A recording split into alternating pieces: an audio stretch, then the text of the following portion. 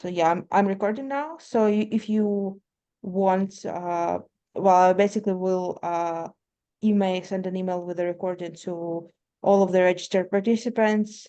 Sometimes it takes me like it's not immediately, so sometimes it takes me like a couple of days, up to a week to send it to everyone. So, but don't worry, I'll send it to you if you don't find it. It will be it could be like in your spam folder, or like email me if you don't get it in a week or so.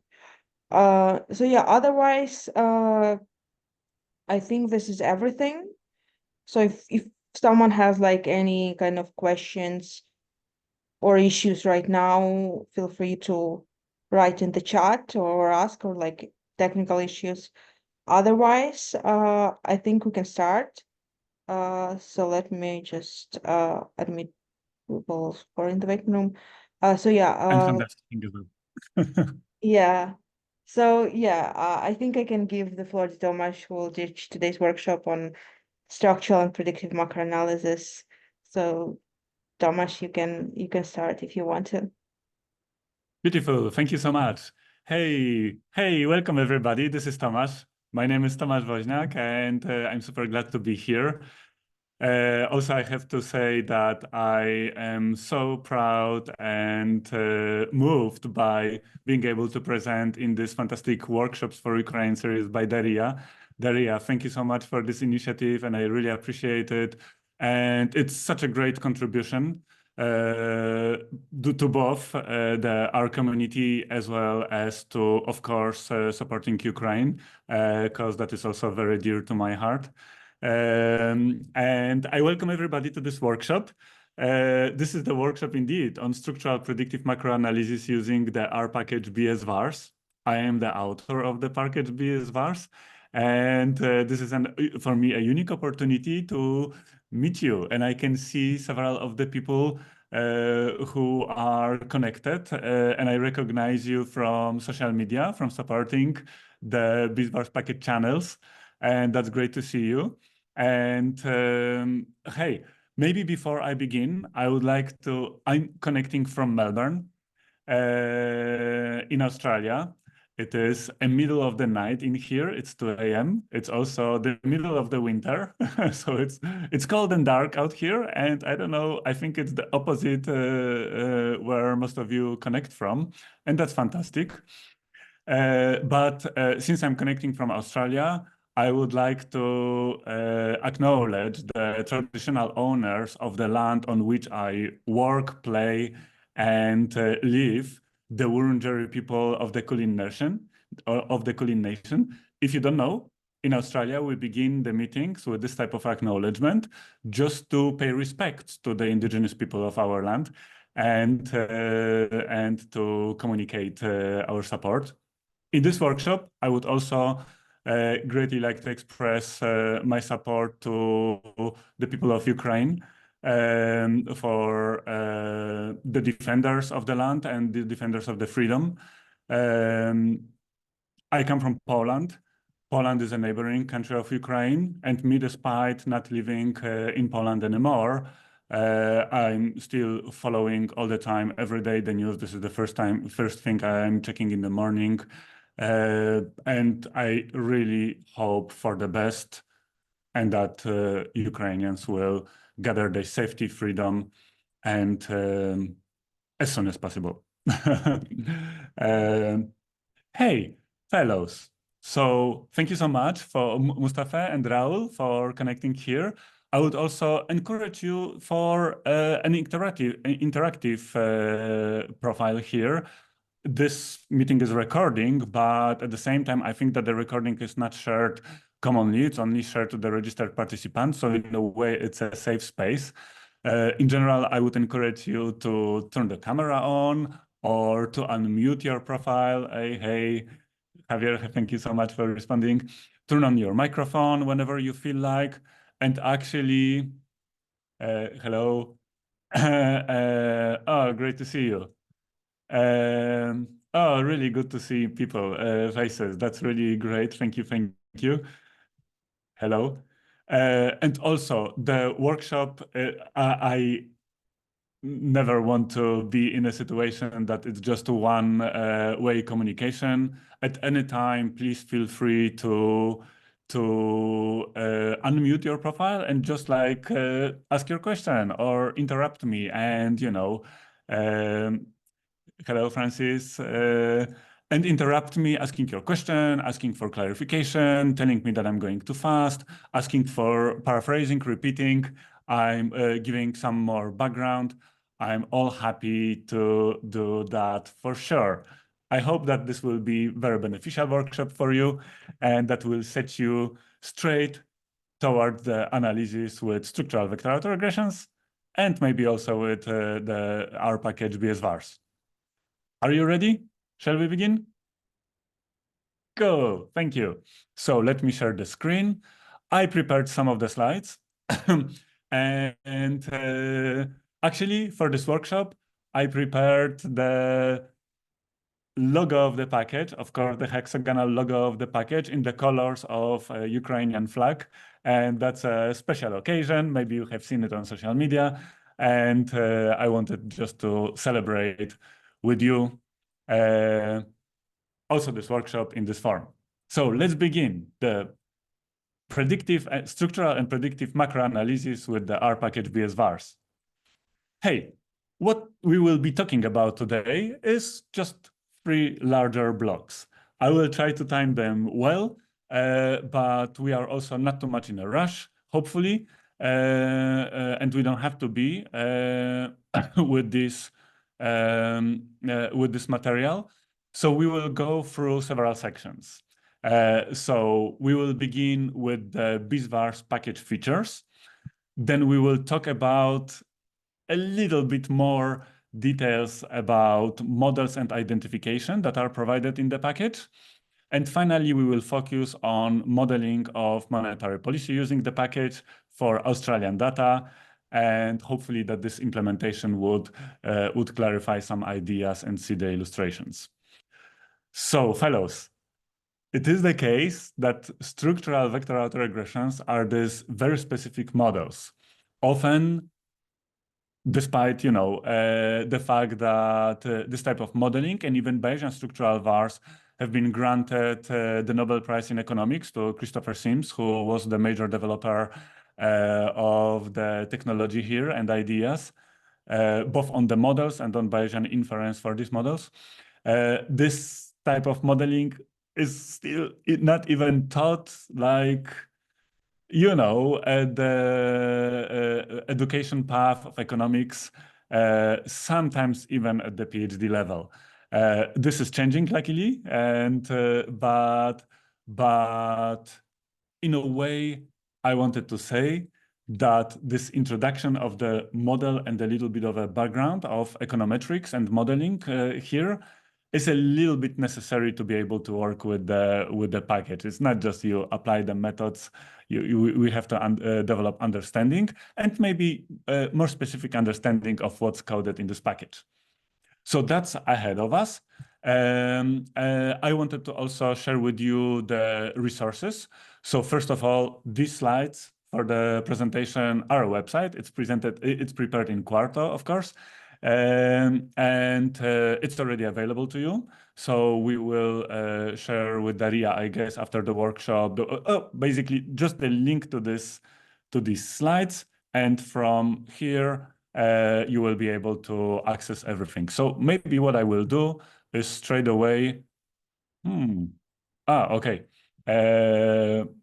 Copy the link to the slides and put it in the chat room so that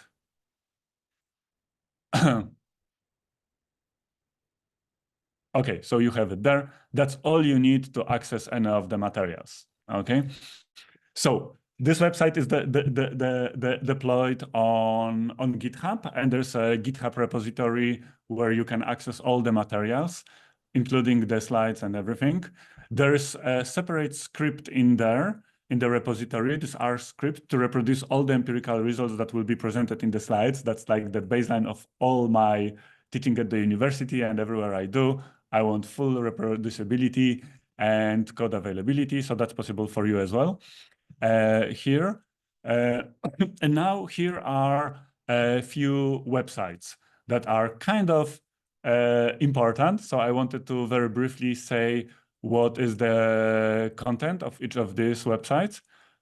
Are they opening? Okay, so first of all, the CRAN website of the package, where all the available materials are presented, and there's a lot of information in there. There are standard things, but it's also kind of hopefully well designed so that it's accessible to the users. Then there is another website that is the package down website dedicated to this package only.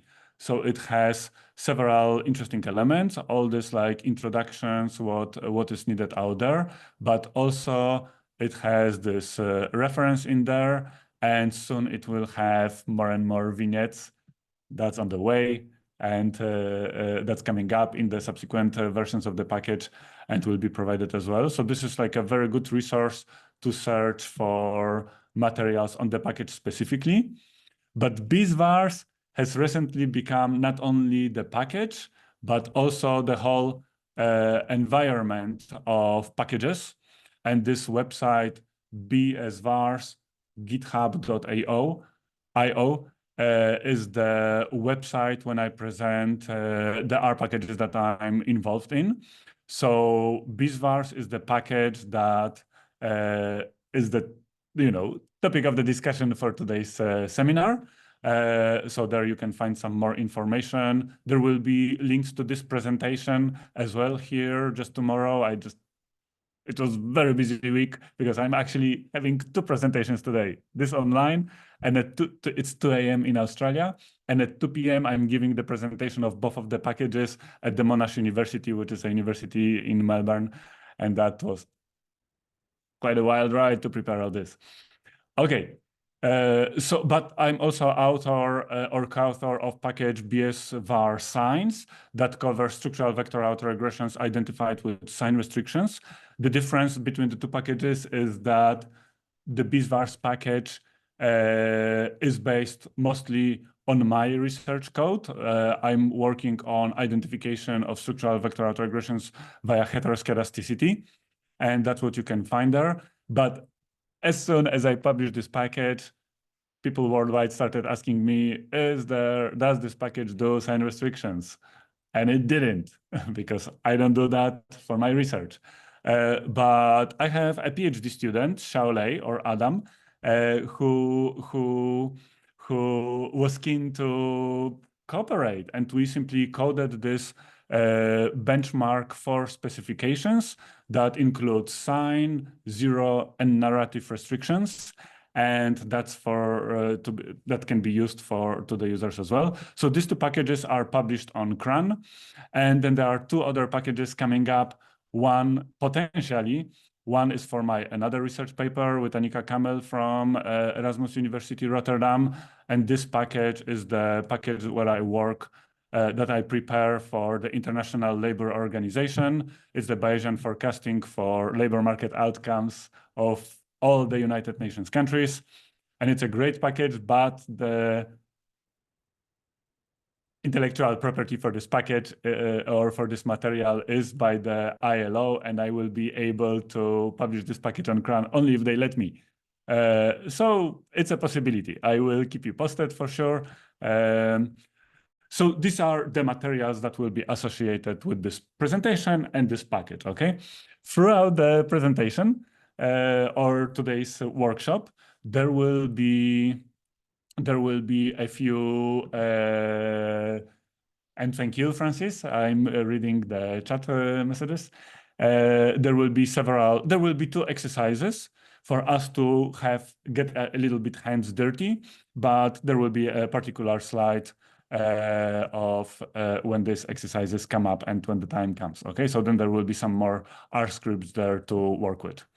Okay, so bsvars package or bsvars is quite present on social media. I try to update the information so you can choose potentially your favorite social media and follow the package. These are not links, so you have to type all these things in the social media, but most of the accounts are for the package or the system of packages bsvars.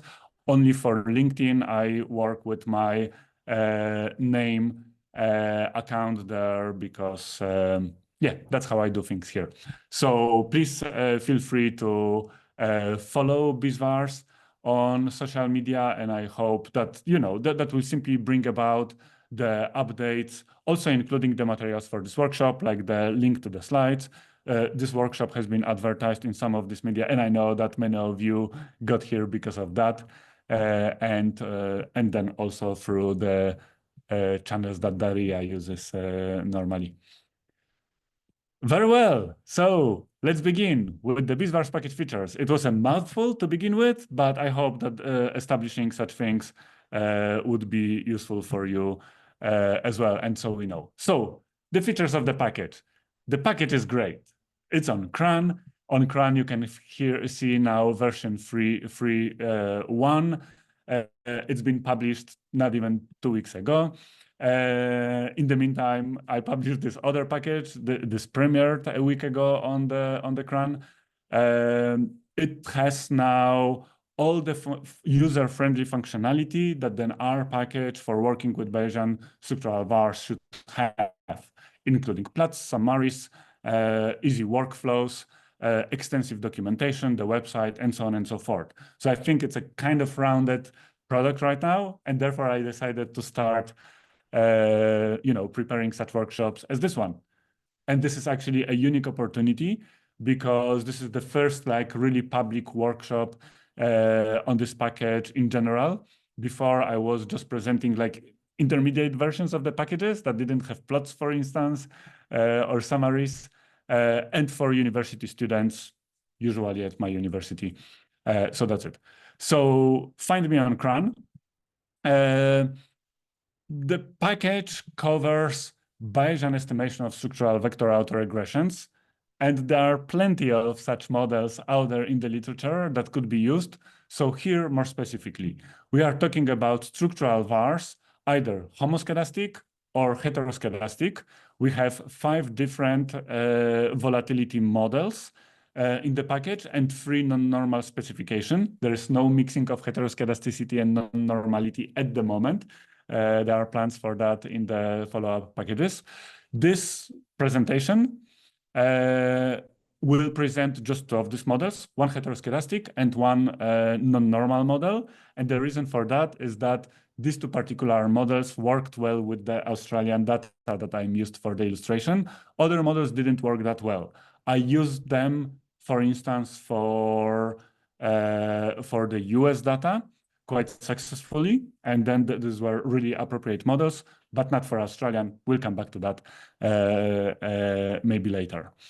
This package implements identification via exclusion restrictions, heteroscedasticity, and non-normality. And I will explain this type of identification of the system. There's a particular part of this workshop for that. So I hope that this will be all clear, at least with respect to the ideas and the basic setups. And then, of course, there's always a little bit more to be read. There's ample literature and so on. So the point about this package is that the formulation of the models, the implemented econometric techniques, the implementation numerical routines make the package as fast as is only possible.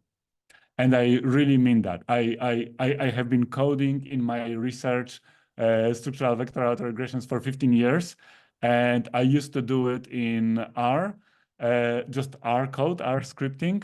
And that was not yet the material for the package. I was sharing this code, research code online, but I didn't package it in R because it was too slow. It took 2 days to estimate the model, and that's not anything that people can work. But then, hey, during the COVID, I actually we had quite restricted, we had very good response to COVID that resulted in very small numbers of casualties in Australia or in Melbourne. But this came at the cost of sitting at home in lockdowns that were probably, you know, we were one of the most restricted city in the world. So when everybody was upskilling in their homes, I was thinking, what will I upskill with? And then I was thinking critically about, you know, what I would benefit most from for my research, because I'm an academic. My academic research is my predominant engagement. I was thinking, I need my codes to work faster. And for that, I decided moving from R to MATLAB and Python, or Python for like predominant, was not a good strategy. These languages don't give the edge, but I thought maybe C++ would. And there is this so I was sitting in COVID in my home. I was learning C++ code, and the first code that I wrote, just like, you know, I rewritten the code for simulation smoother that I had in R and that I have been polishing for years in C++, the first exercise, and it was 12 times faster. So I thought, not too bad. So then I took another algorithm that is actually featuring in the package. And, you know, I had this algorithm written in R and polished for years so that it's as fast as possible. And my first attempt of coding it in C++ in such a way, in fully reproducible, I could generate exactly the same random numbers in R and in C++, sampled using this algorithm. And it was for some of the setups 66 times faster. And I thought, I have to rewrite all my research code in C++ for a data analysis in R. And so that's what I have been doing since 2021. And the package and these packages are the effect of that. So the package features really excellent computational speed exactly due to the application of the frontier econometric techniques, and compiled code using C++ via the packages RCPP and RCPP Armadillo by Dirk Edelbüttel. So these are fantastic facilities that make coding in C++ for our applications really, really simple. So the package, in a way, implements the best of the two worlds. We have the benefits of fast algorithms coded in C++, the language that is compiled, and we have the beautiful, beautiful simplicity in the data analysis in R using algorithms written in C++. So this has been the core material for the development of this package, and therefore it's out there. So compare the speeds. There are hardly any other packages that are written in C++. There are a few authors that do that, Bayesian econometrics in R with the code written in C++. Like, for instance, there are all these Austrians, you know, like Gregor Kastner, Sylwia Fruwicz-Natter, and several other coders that code their Bayesian models in C++ for R packages. But in a way, there are not that many at all. And the computational speed is a pinnacle here. And therefore, the package is, I really like the package. It's really, really good. So I hope that this will be your shared experience of that too. And it's very simple to use. The beginnings are very simple. You upload the package to the memory. You upload the data, although it's a lazy data, so it uploads automatically. So then you have the fiscal policy, US free variable fiscal policy from the US that I use in one of my research papers, and you can use it for computations. You have specify bsvar function to specify a simple model. And this is as much as you have to type to specify a model, but it actually specifies the priors, the starting values for the estimation algorithms, the data matrices in appropriate form, the identification. If you don't specify different, a lower triangular identification is used. And there is one more element in this package that I can't recall now in this object. So all these things that need to initiate the object are already specified with just one liner, with just one simple function. And then we proceed to the estimation.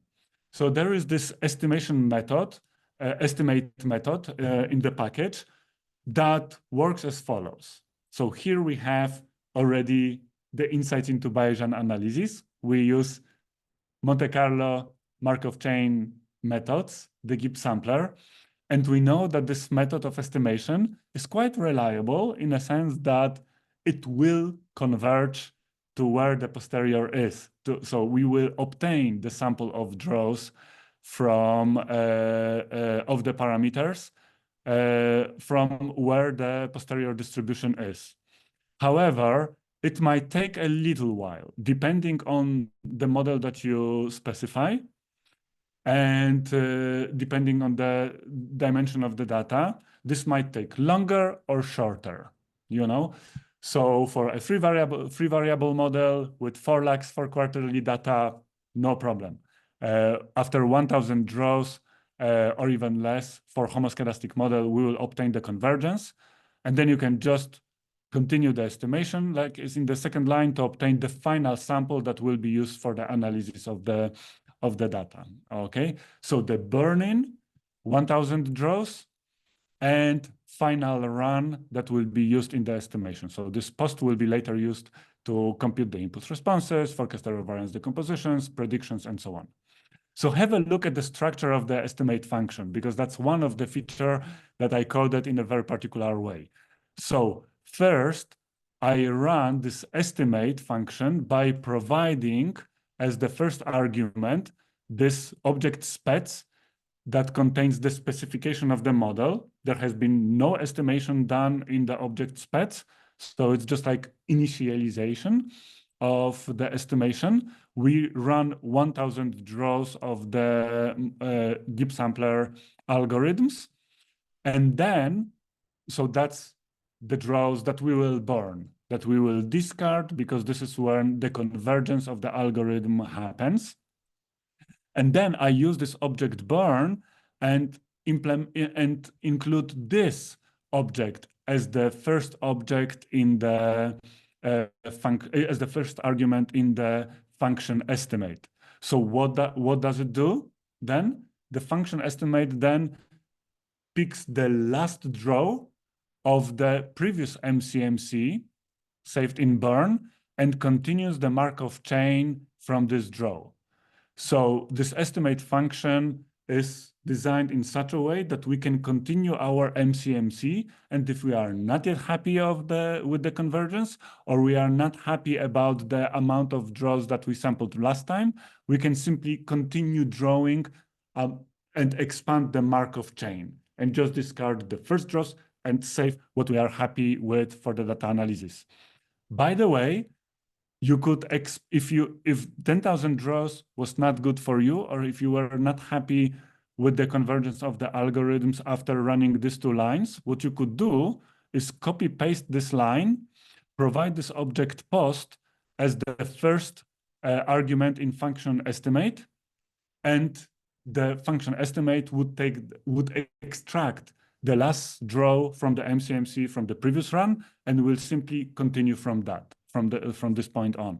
So there's the continuation of the MCMC. Nothing is ever lost in this package. That was like coming up from my experience of working with this model. I was thinking that this is the most convenient way of coding these things for the users, so that you can decide whether you are happy with the sample that you want, like this post for the analysis, or not. So ABCs, package loading, data loading, simple model setup, and simple estimation. That's what we have here. Would you have any questions already at this point with respect to that? Just please unmute or write on chat.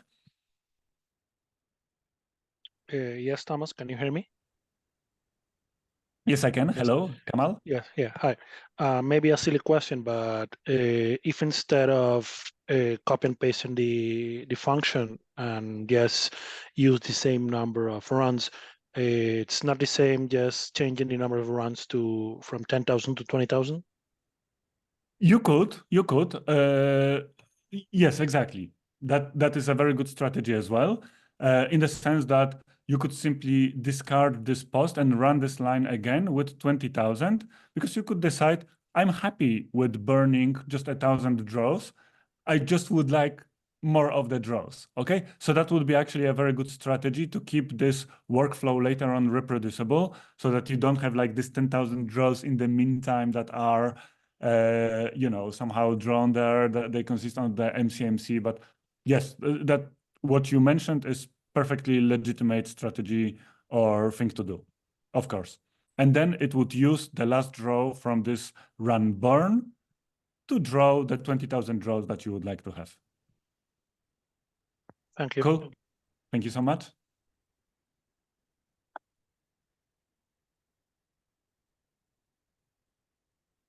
In such a case, I will move on, but feel free to interrupt me, really, at any time. I'm actually really encourage you to do so.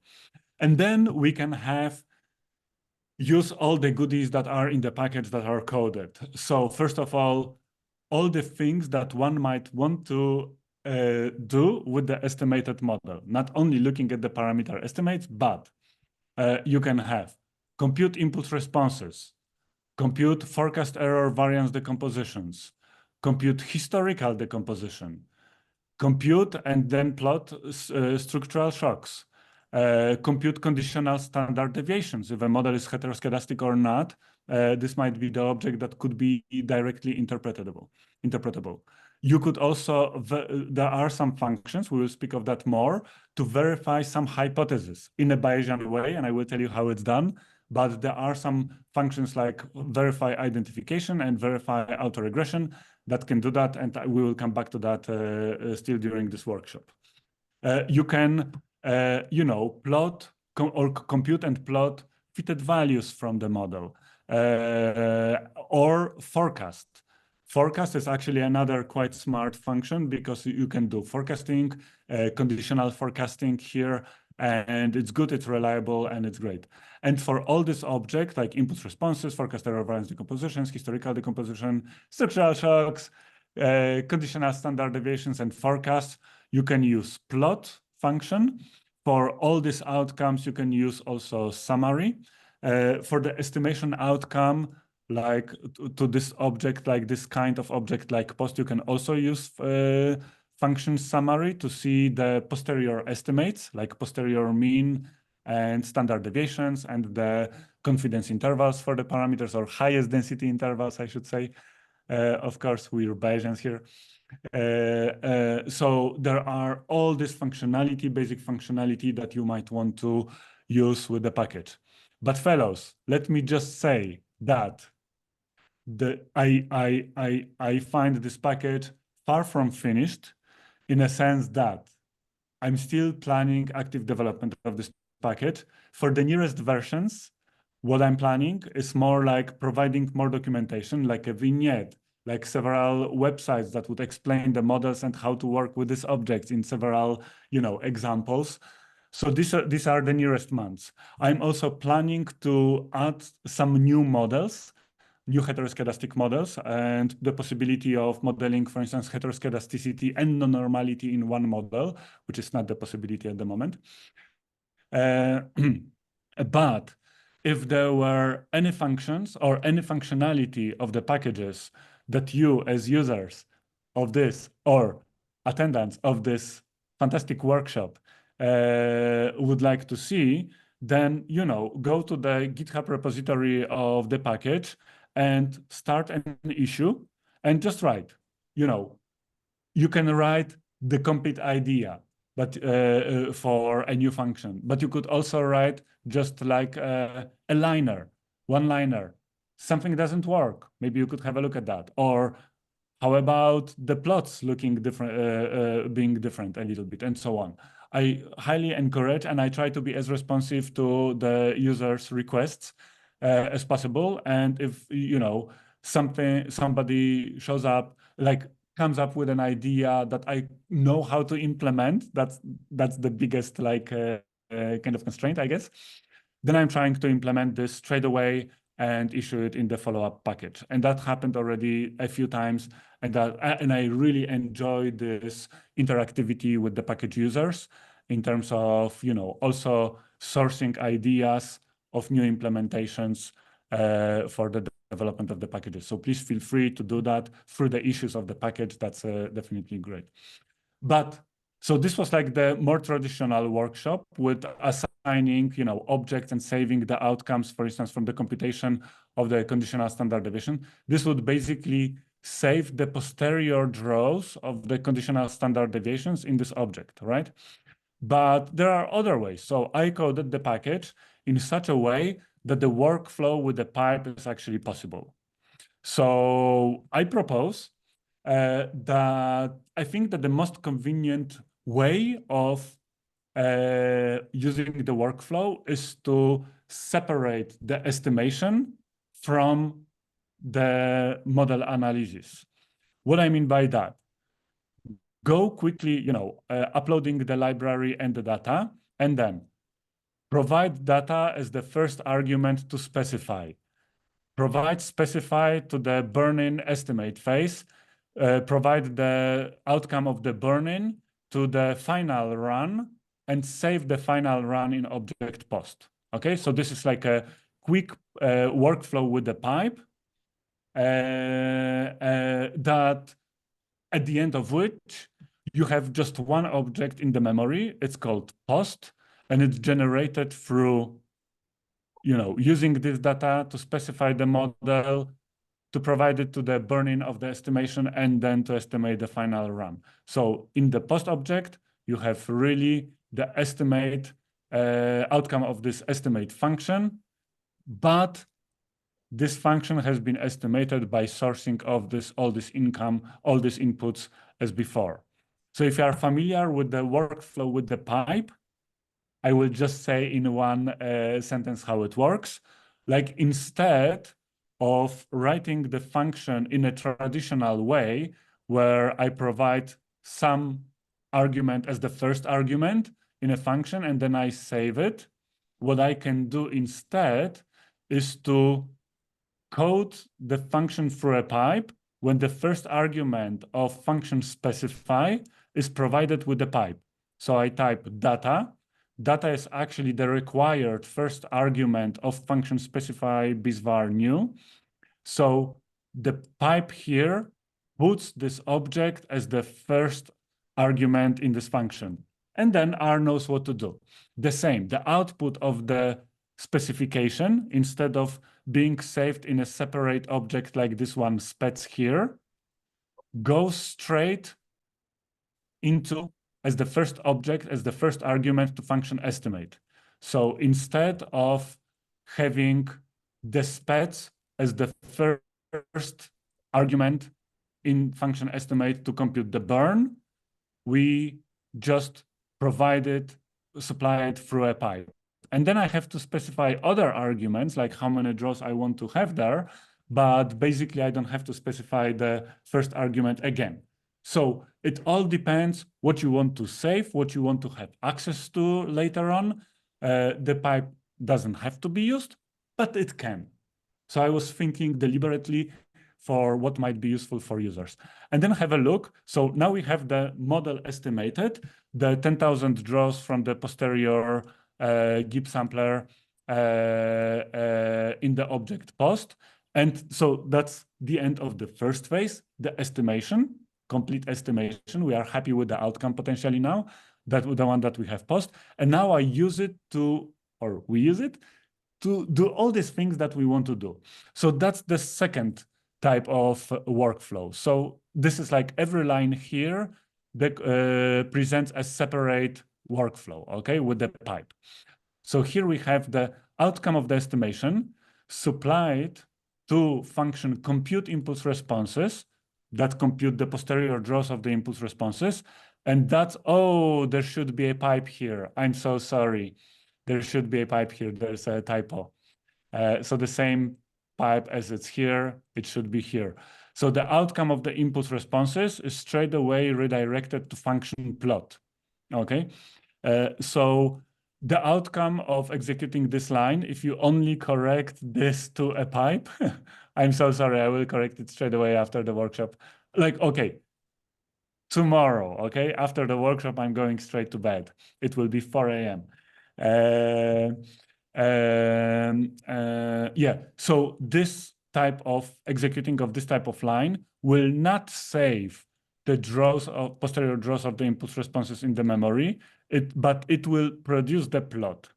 So if you are happy with that, if you will not do anything else with the input responses and the posterior draws, this is the pipeline that you can use. And the same for the variance decomposition, computational standard deviations, for the forecasts here, and for verification, verify identification. There are no plot functions. There's nothing here to plot potentially. But you can redirect it with a pipe. I'm sorry again, to function summary, okay? And just see a table that will summarize the procedure of verification of the identification side point. Okay. And finally, I mentioned that this package has several 5 different a homoscedastic model, 4 heteroscedastic models, 3 non-normal models. So how to work with them? Well, in this package, I prepared a different specify function for each of the model. Okay, so you have specify bsvar function to specify a homoscedastic structural var here with 4 lags, for instance. Okay, now specify bsvar sv specifies a heteroscedastic structural vector autoregression here with 1 lag. When lag is not specified, it's set to 1 with stochastic volatility. Okay, specify bsvar t specifies a structural var here with 2 lags and with student t distribution for the structural shocks. Okay, and then we have Markov switching heteroscedasticity, Markov switching heteroscedasticity where the number of regimes is estimated. Here it's fixed. We have the mixture model, mixture of normal models, and mixture of normal models in which the number of components is estimated. Yes, and so you can then use this specification objects in your workflow to estimate the model, and it will override the function post, but nevertheless, it can be used still for the, that's how the estimation looks like. Okay, so these are the basic features of the package. Well, I mentioned there's one more that I'm very proud of. It's the progress bar. It's very pretty, isn't it? And quite informative. But the point about this progress bar is that I mentioned that, the package is fast and so on, is fast for the standards of the estimation of Bayesian multivariate time series models. Okay, but both the multivariate part and the Bayesian part, it results, these are complicated models and complicated numerical procedures for the estimation. So the point is that it might still take a little while. So if you estimate a homoscedastic model, it estimates in seconds. But if you estimate this model with stochastic volatility, well, it estimates stochastic volatility process for each structural shock. So if you have like 3 of them, then you have 3 stochastic volatility, and it takes a little while to estimate this process, okay? So for you to not be lost in terms of how long will it take to estimate the model, you have this progress bar, and this bar moves as the estimation procedure proceeds, okay? So that's like helps you a little bit to plan your timing, whether you have a lot of time to just like get some water and drink it, or whether you can go actually and cook some dinner. I'm kidding, this is not happening unless you really use a lot of data. Okay, fellows, so these are the major function package features. We have many models, nice workflows, quite some methods and routines for the estimation and processing of the outcome. So I propose that we now work a little bit with the model, okay? So that we put our hands on the estimation. So if I could ask you, please, to follow the following steps. So first of all, if you could download this R script, just can you click on the link? You cannot, because I can. Okay, so I will share the link in the chat. So if you could please follow the link, that will open this GitHub page for you, and then I would just ask you to download this file by clicking on these three dots here and download. Save it somewhere on your desktop and open in RStudio. If you could please do that, that would be great.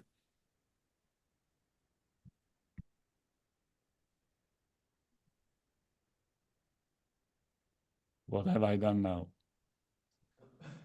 Where are my slides? Okay, I'll type them.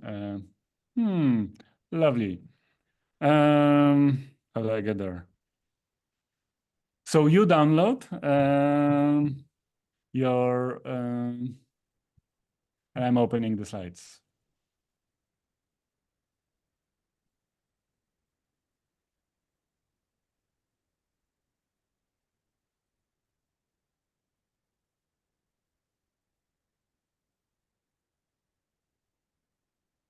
Okay, we have it.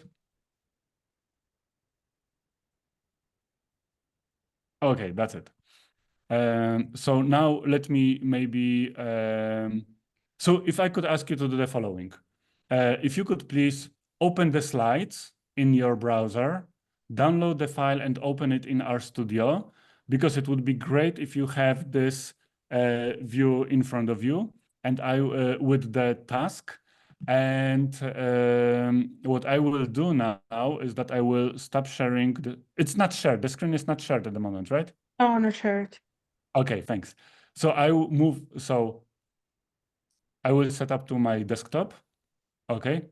So have your browser open so that you know what to do side by side.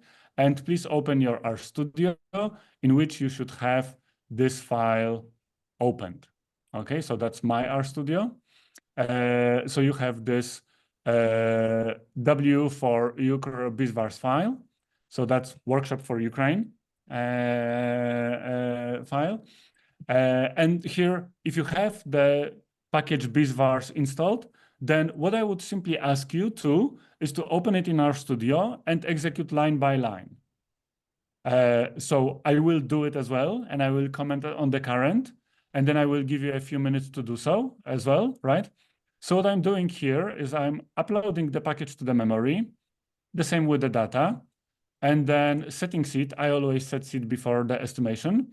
And then I estimate the model with 4 lags, with 1,000 draws for the burn-in and just 2,000 for the final draw. So when I execute this, it takes like a fraction of seconds to estimate. Okay, and we have it. So that's very quick. And then we have this code where, look, there's a pipe here as this should. So I will execute line by line, and I will have the plots of input responses. Nice. Forecast error variance decompositions. Juicy. Historical decompositions. Historical decompositions take a little while to estimate. So there's a separate progress bar for that. By the way, I wouldn't trust this historical decompositions. Historical decompositions should be computed for a model with stationary data. My data here is unitudinal stationary, so these are not that interpretable. But you can compute surely structural shocks, and they are as they should be. You can compute conditional standard deviations. This is a homoscedastic model, so the heteroscedasticities are just flat lines at value 1. And you can compute also the fitted values from the model. Okay, and then I can do some forecasting. So first, I will, I have these 3 lines here that just implement the forecast. So I provide the estimation outcome to the forecasting routine. I forecast 4 periods ahead, and then I plot it, and my plots plot also with the data. Okay, so here I'm providing what fraction of the last observations should be there in the plot. If I give it up, get rid of it, then whole data is plotted, but then sometimes the forecasts are not well visible. You know, they are here in the plot, but they're like teeny tiny at the end, just 4 periods out of more than 300 observations. So maybe it's a better idea to just plot the last 20% of the data in the plot or modify it to 10% and just make your forecasts really nicely put in the context of the last observations. We can also have conditional forecasts. So here in this regular forecast, all the variables are forecasted, but here I prepared like the values of the second variable here is the government spendings. So I generated the future projections of the log of the government spendings in the US that would have like a fixed rate of growth, right? And then I can provide this as conditional forecasts. So I provide this matrix as conditional forecasts, and the function will read that, there are some values provided for the second variable, so I will not forecast it. I will forecast just the first and the last variable, and then we can plot that. So have a look. This is what we have. We still plot the conditional projections, so these values that are provided, and so the other two variables forecasts are computed conditioning on the projected values of the second variable here, okay? So in a way, that's how it's done here. And here, this will not work because there's nothing to verify with identification here in this model because it's homoscedastic model. And the last lines are when I generate, so this is the autoregressive matrix. It contains 3 by 3 matrices of autoregression. So the first lag, second lag, third lag. So here I just wanted to test whether I have a model with 4 lags, and the last one is the constant term. So I have a model with 4 lags, but I set the values of the parameters in this matrix of the 4th lag to 0, and I provide it as the null hypothesis to be verified. I will show you later how I do it. And now I compute this verification and I obtain the posterior odds ratio. And basically this shows that the null hypothesis has probability 1. So potentially I could use a model with 3 lags and the data would not reject it, okay? This is how hypothesis testing looks like. So the exercise for you, so this is like the script quickly explained, okay? You can just click through it and everything should work as it just worked for me. So now, if I could ask you please to go for step 4.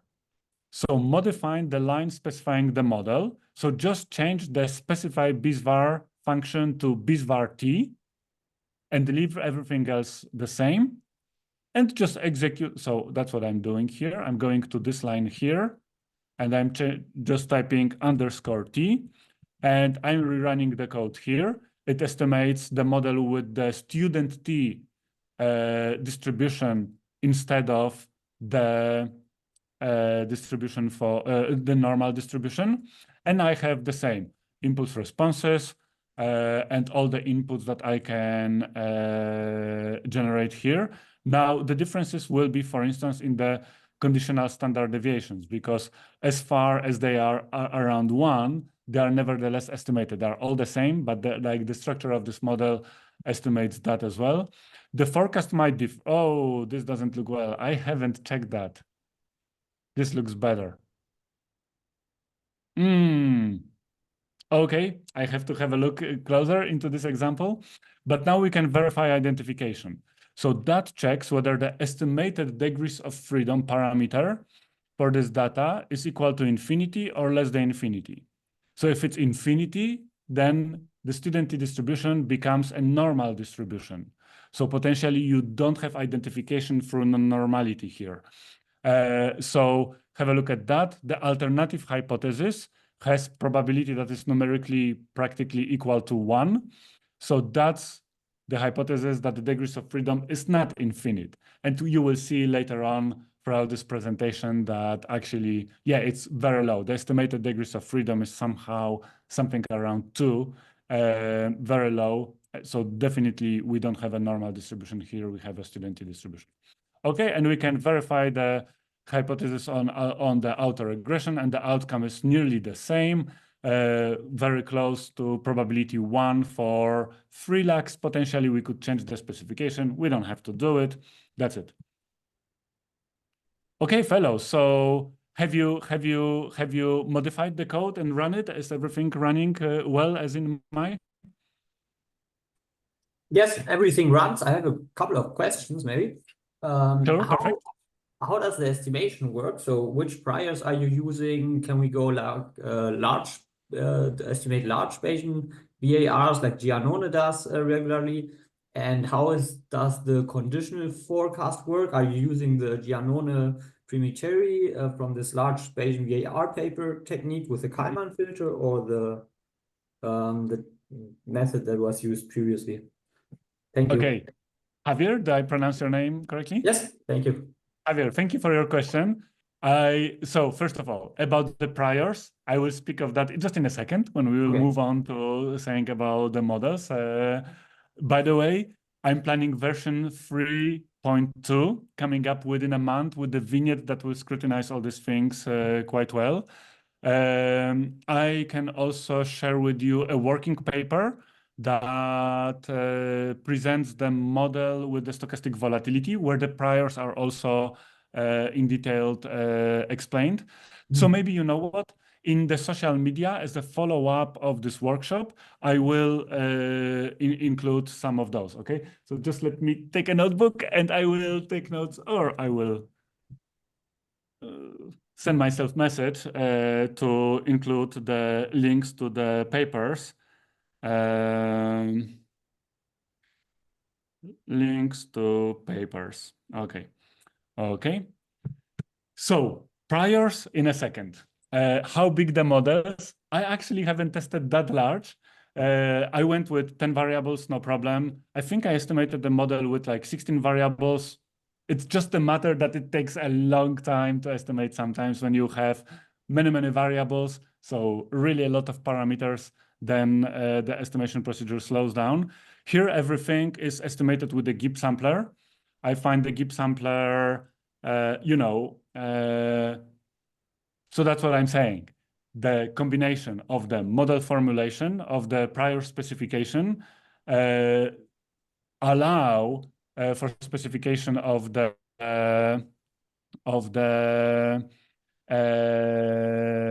Gibbs sampler, and then I apply the most up-to-date procedures to estimate. So for instance, the structural matrix is estimated with Wagoner-Jha 2003, and I specify the model so that it's possible because my decade-long experience with working with Bayesian structural vars show that this estimation method, it's really efficient, fast, and in terms of convergence and providing good quality draws. We have like row by row sampler for autoregressive matrix parameters that has been recently published by as a node by Joshua Chan, Clark, Massimiliano Marcellino, and several others. So that's like academic references. If it's about the conditional projections, no, this is so much more simpler technique.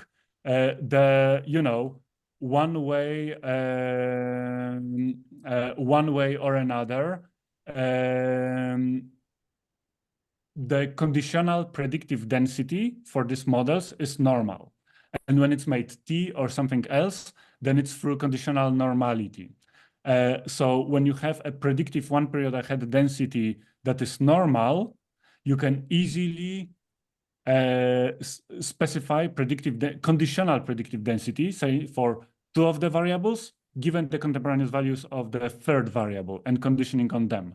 So that's just like if you go to Wikipedia entry for multivariate normal density, it contains this conditional distribution, and that's basically these formulas that are implemented straight away. It's so much simpler. Nothing like the basic stats is working, is exactly what should be used here, okay?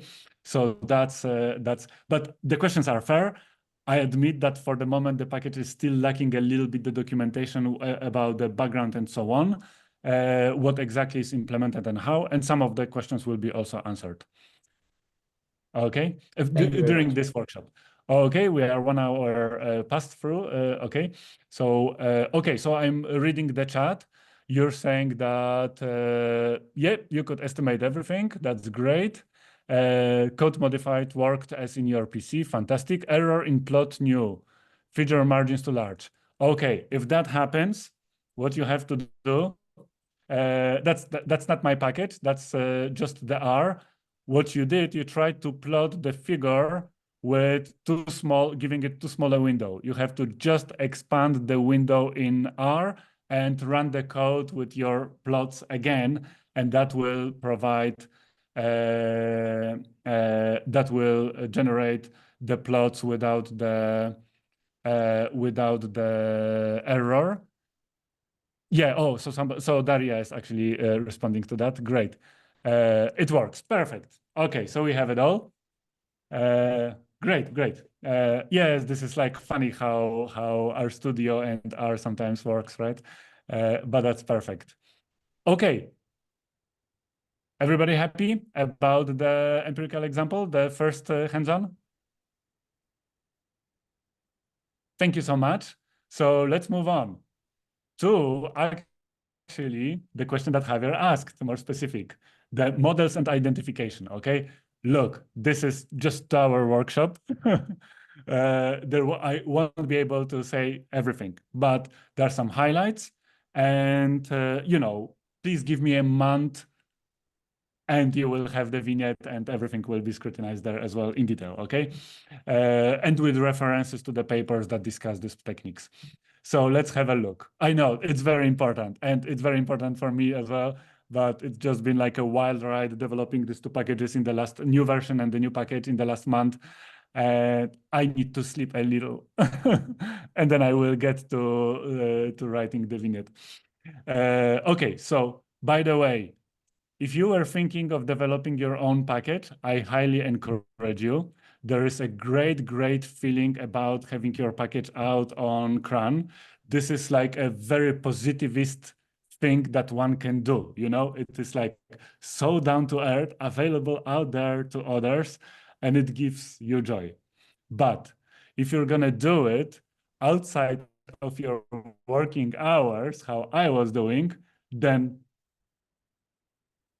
forget all your life, okay? You will from now on, for a few months, just be developing the package because you will not give up. You want to make it good. You to make it work. You want to make it like, you know, this 400 different criteria that the CRAN checks before you publish the package to be met before you first even submit.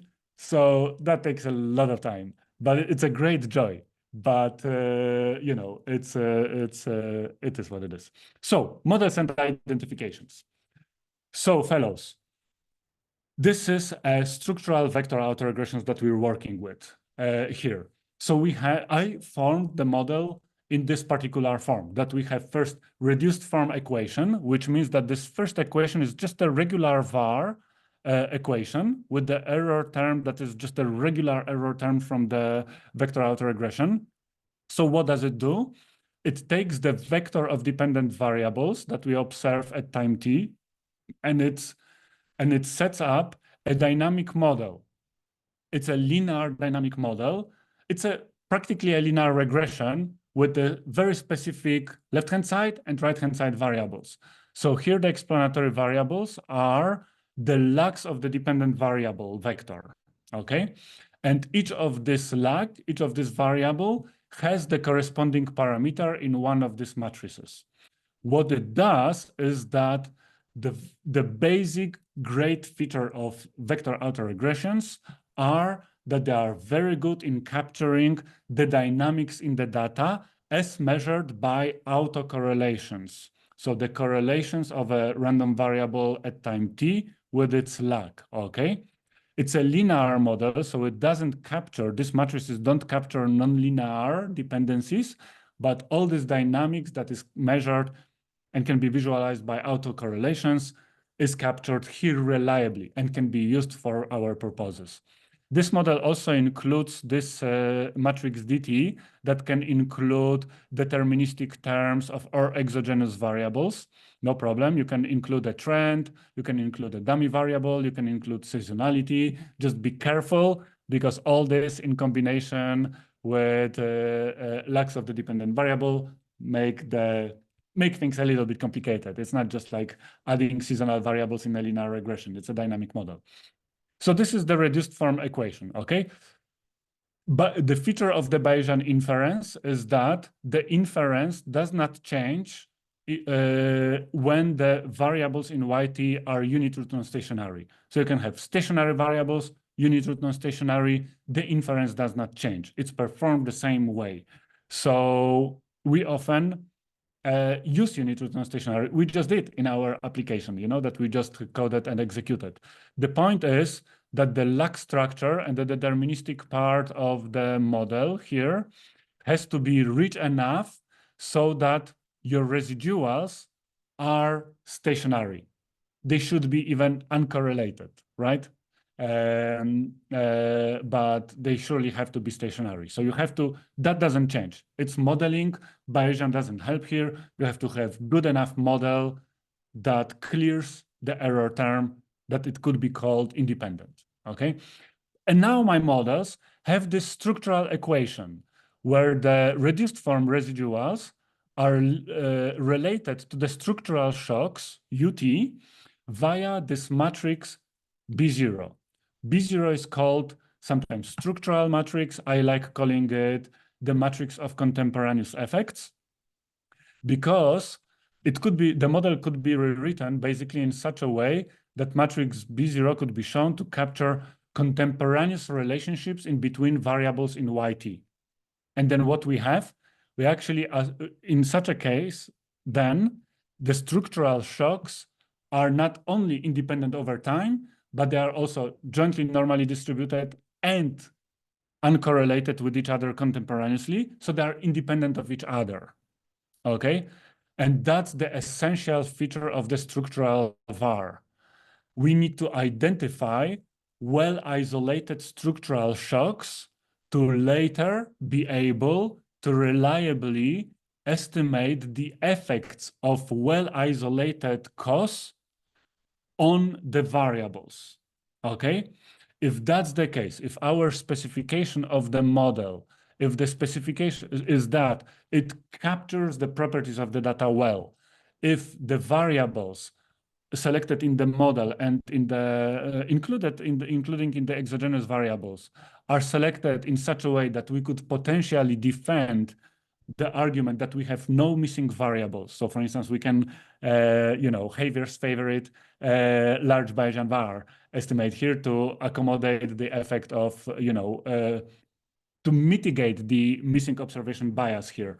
Then we could potentially claim that our impulse responses would represent the dynamic causal effects of shocks on the variables in vector YT. Okay, so that would be beautiful if we could have it, but it requires a little bit work and a little bit more careful analysis of the model, not only with respect to, you know, just checking whether the estimation works. Okay, so this is the reduced form equation just now written in the matrix form. The structural form equation stays the same. And now we assume, we include the assumptions about the structural shocks. So conditionally on the past observations of YT collected in X's, sorry, it's jumping, this marking doesn't work well. Anyway, the structural shocks are jointly normally distributed with zero mean, of course, and with the diagonal covariance matrix, okay?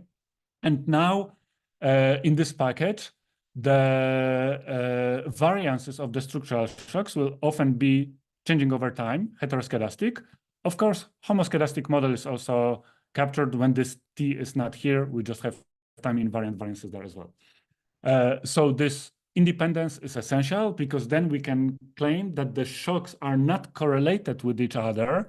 So when we plot input responses to these shocks, then we capture the effect of the well-isolated shock.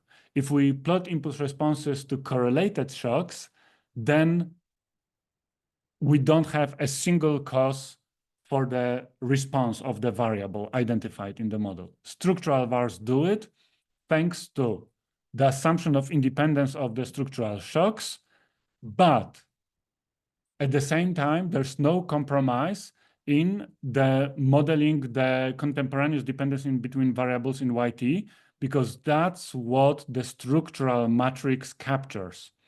All the correlations, later on we will see in between variables YT, will be somehow modeled by matrix B0, but it does more. This is the essential matrix that provides the opportunity of introducing economic assumptions of the model, on the model. So the structural assumptions. We can impose the structure of the economy via assumptions on matrix B0, and therefore identify the structural shocks and give them particular name. So for instance, if you do good enough job in specifying matrix B0, you could potentially claim that one of the shocks is the monetary policy shock. So the unanticipated part of the monetary policy. And then you could plot impulse responses on the GDP, inflation, unemployment, stock exchange rate, in the response to the well-isolated monetary policy shock. But that's a lot of conceptual work and with the model that will allow us to do it. In any case, matrix B0 has to be identified. And the package bsvars or bsvars identifies this matrix through exclusion restrictions, heteroscedasticity, non-normality. Okay, so these are the three types of identification that we allow here. Further on, Javier, to answer your questions, a few words about the priors. Okay, first, let's talk about let's talk about autoregressive matrices, row by row. Okay, so this is equation by equation. So for instance, the first row could be the equation for the GDP. This prior is normal with the Minnesota mean prior, with the mean being equal to the same as in the Minnesota prior. This matrix is fixed and it also reflects the Minnesota prior. And then there is a hyperparameter in front of it. It's a scalar. It basically has the interpretation of the equation-specific shrinkage.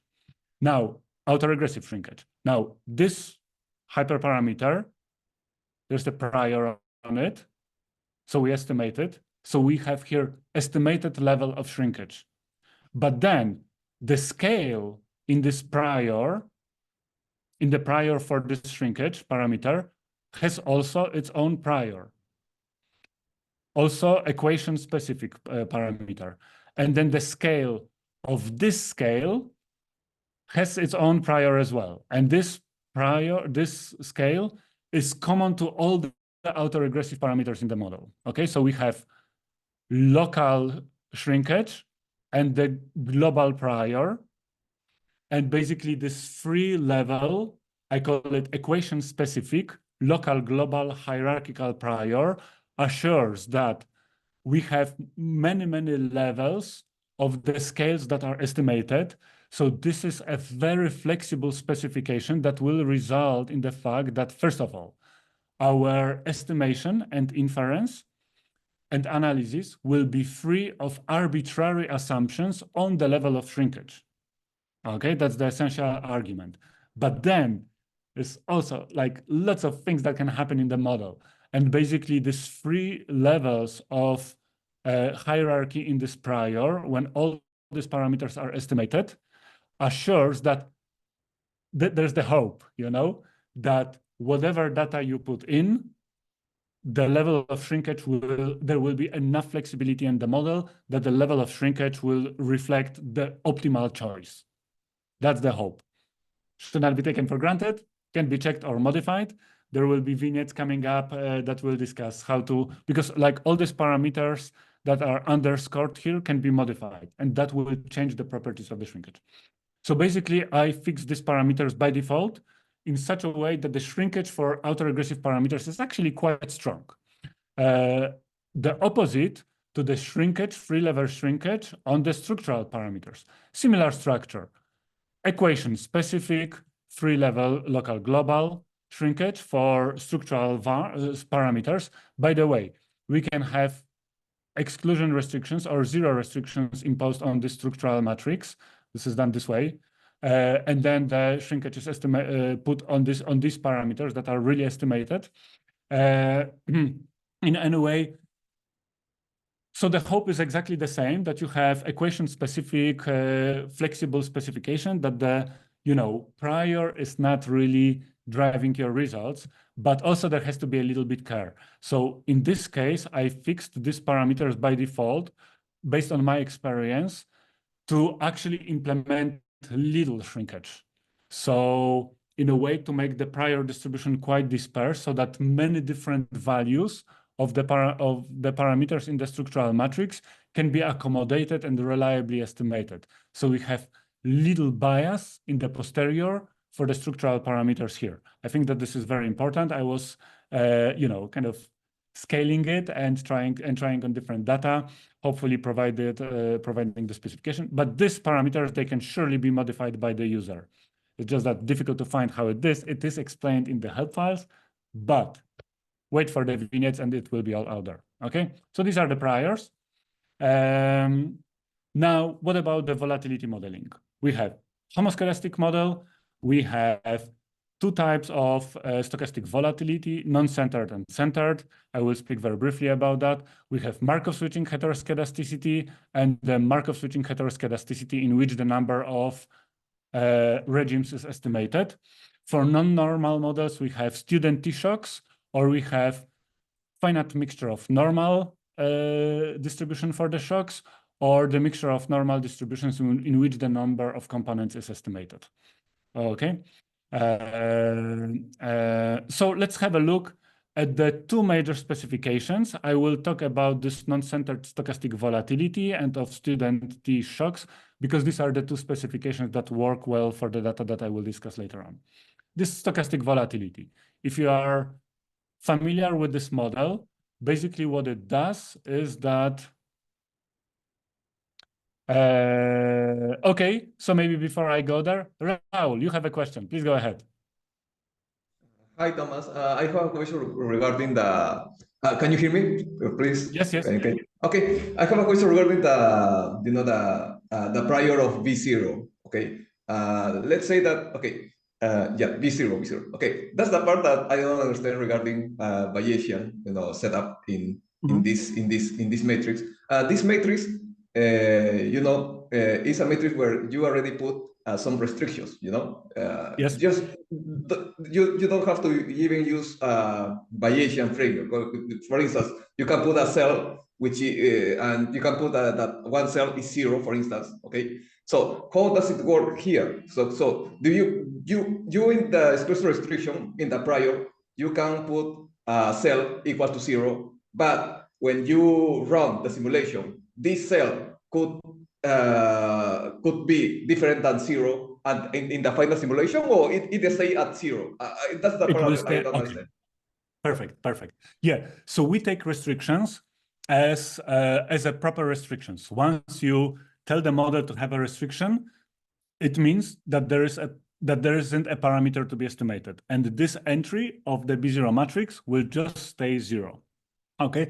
Also, by the way, notice that the model is specified explicitly in terms of the structural matrix, so we don't compute it through Cholesky decomposition. We estimate it directly and apply appropriate algorithms that accommodate this 0 restrictions on B0. If you put a 0 somewhere, so for instance, if you put a lower triangular matrix, it will be strictly lower triangular, and these zeros, these elements will not be estimated ever.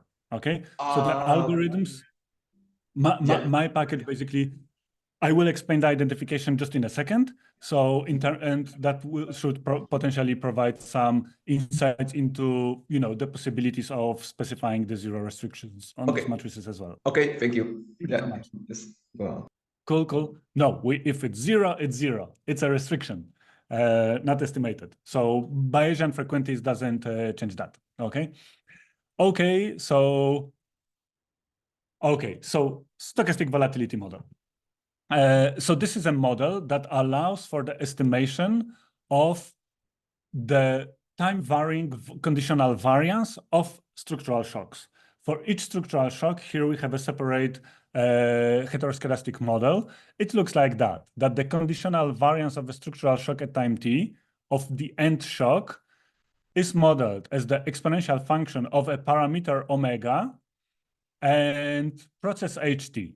ht is a state space model of this sort. It's an autoregressive model of order 1 with the normal error term. So this assures the dynamics of the log conditional variance h and t. And now, what's the role played by omega? There's two essential things. So first of all, the square of omega will play the role of the conditional variance for this log conditional variance process. Okay, so this conditional variance is one here, but we pre-multiply h by omega. So the square of omega will be the variance of the process like of this, okay? But there's one more thing. We might want to investigate the hypothesis whether a shock is homoscedastic as opposed to being heteroscedastic. And then or verifying restrictions whether omega is equal to 0 will give you this possibility. If omega is 0, then this part is shrunk strictly to 0, so your variances will be equal to 1. Okay, so that's the outcome here.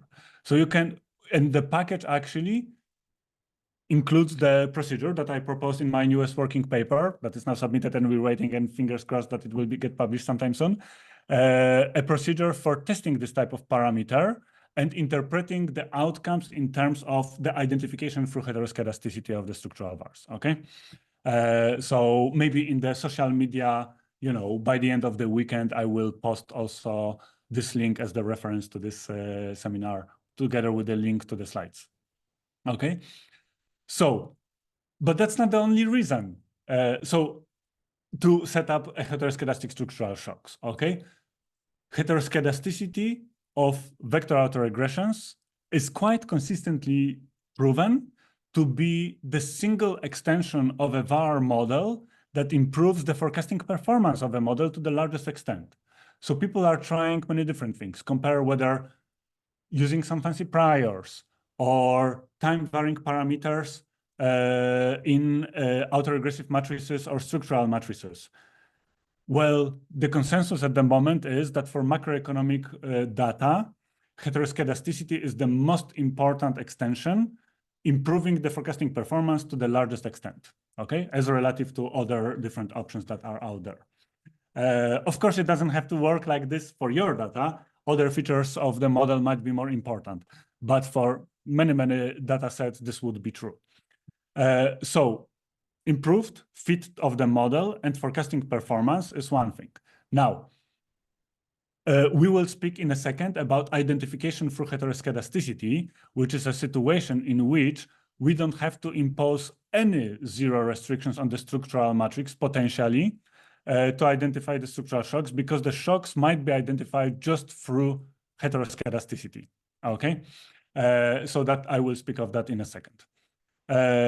Let's compare it. There's also, you know, so that's our original proposal. We have a paper coming up with my 3 co-authors on this type of model, and we compare it to the more traditional stochastic volatility. When we don't have this omega, we have just a regular log volatility process with conditional variance here.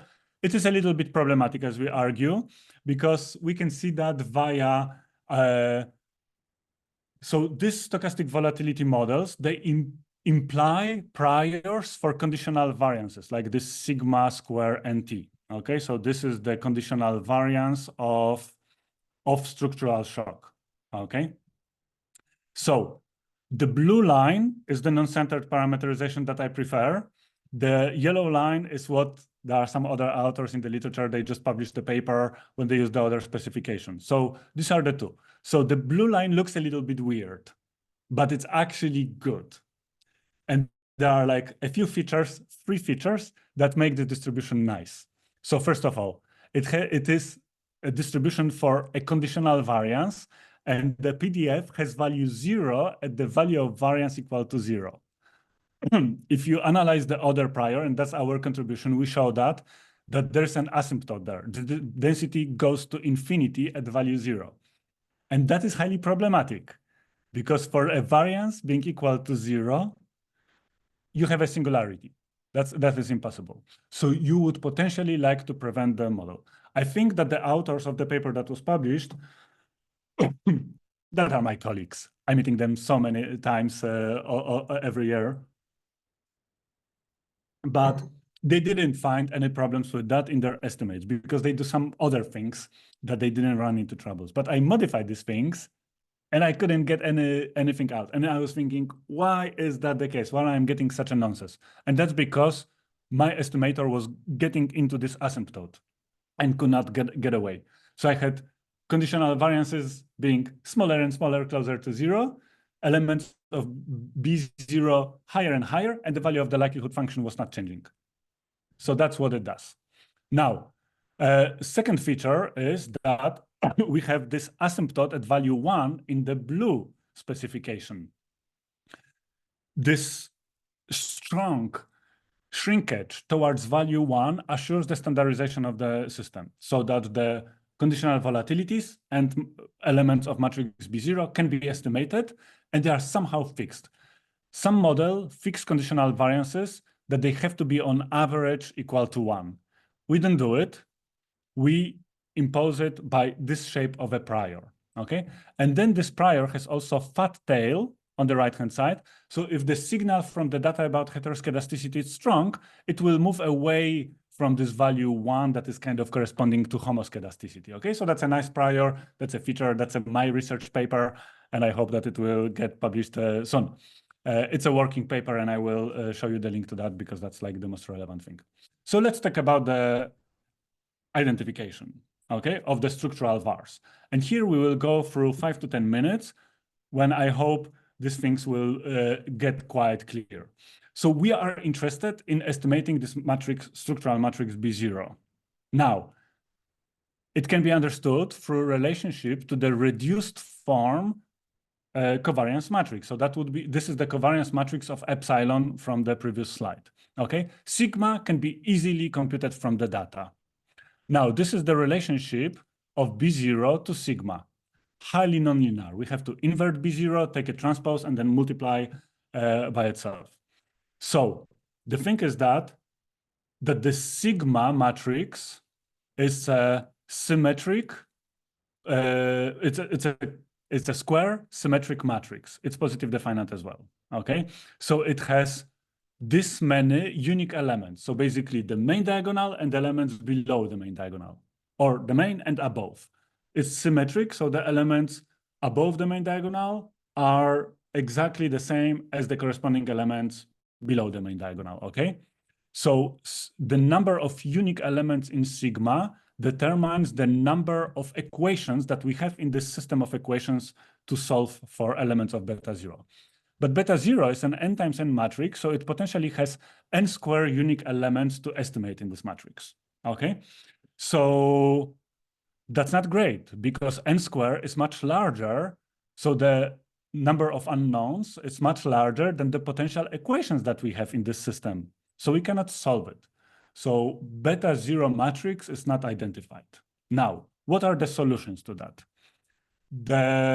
We can impose appropriate number of 0 restrictions or restrictions on matrix B0 and reduce the number of parameters to solve, like for instance, fixing the upper triangular elements of B0 to zeros will just make the number of unknowns in matrix B0 exactly the same as the number of unique elements in sigma square, and so we can solve this equation for B0, okay?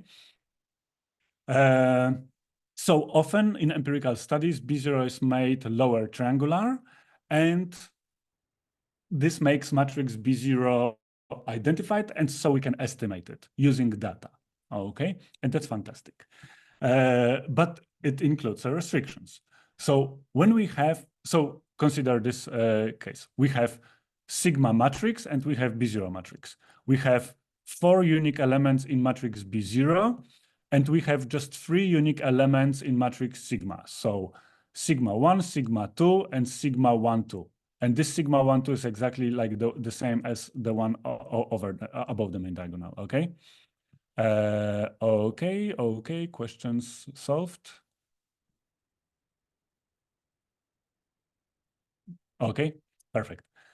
Now, if we put this 0, so make matrix B0 lower triangular, then we just have 3 elements in matrix B0 that corresponds to 3 unique elements of matrix sigma. So we can then use the system of equations, and there are ways to solve it.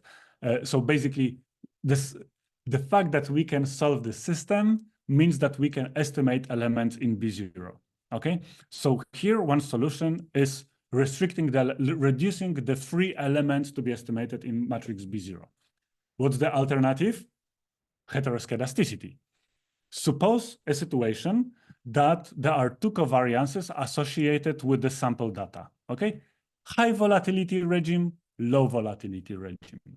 Okay, that's all what we're dealing with in macroeconomics all the time. So now, assume that matrix B0 is time invariant, and that structural shocks are heteroscedastic as well, and they follow similar patterns as the data, meaning high and low volatility periods. So we have sigma 1 and sigma 2,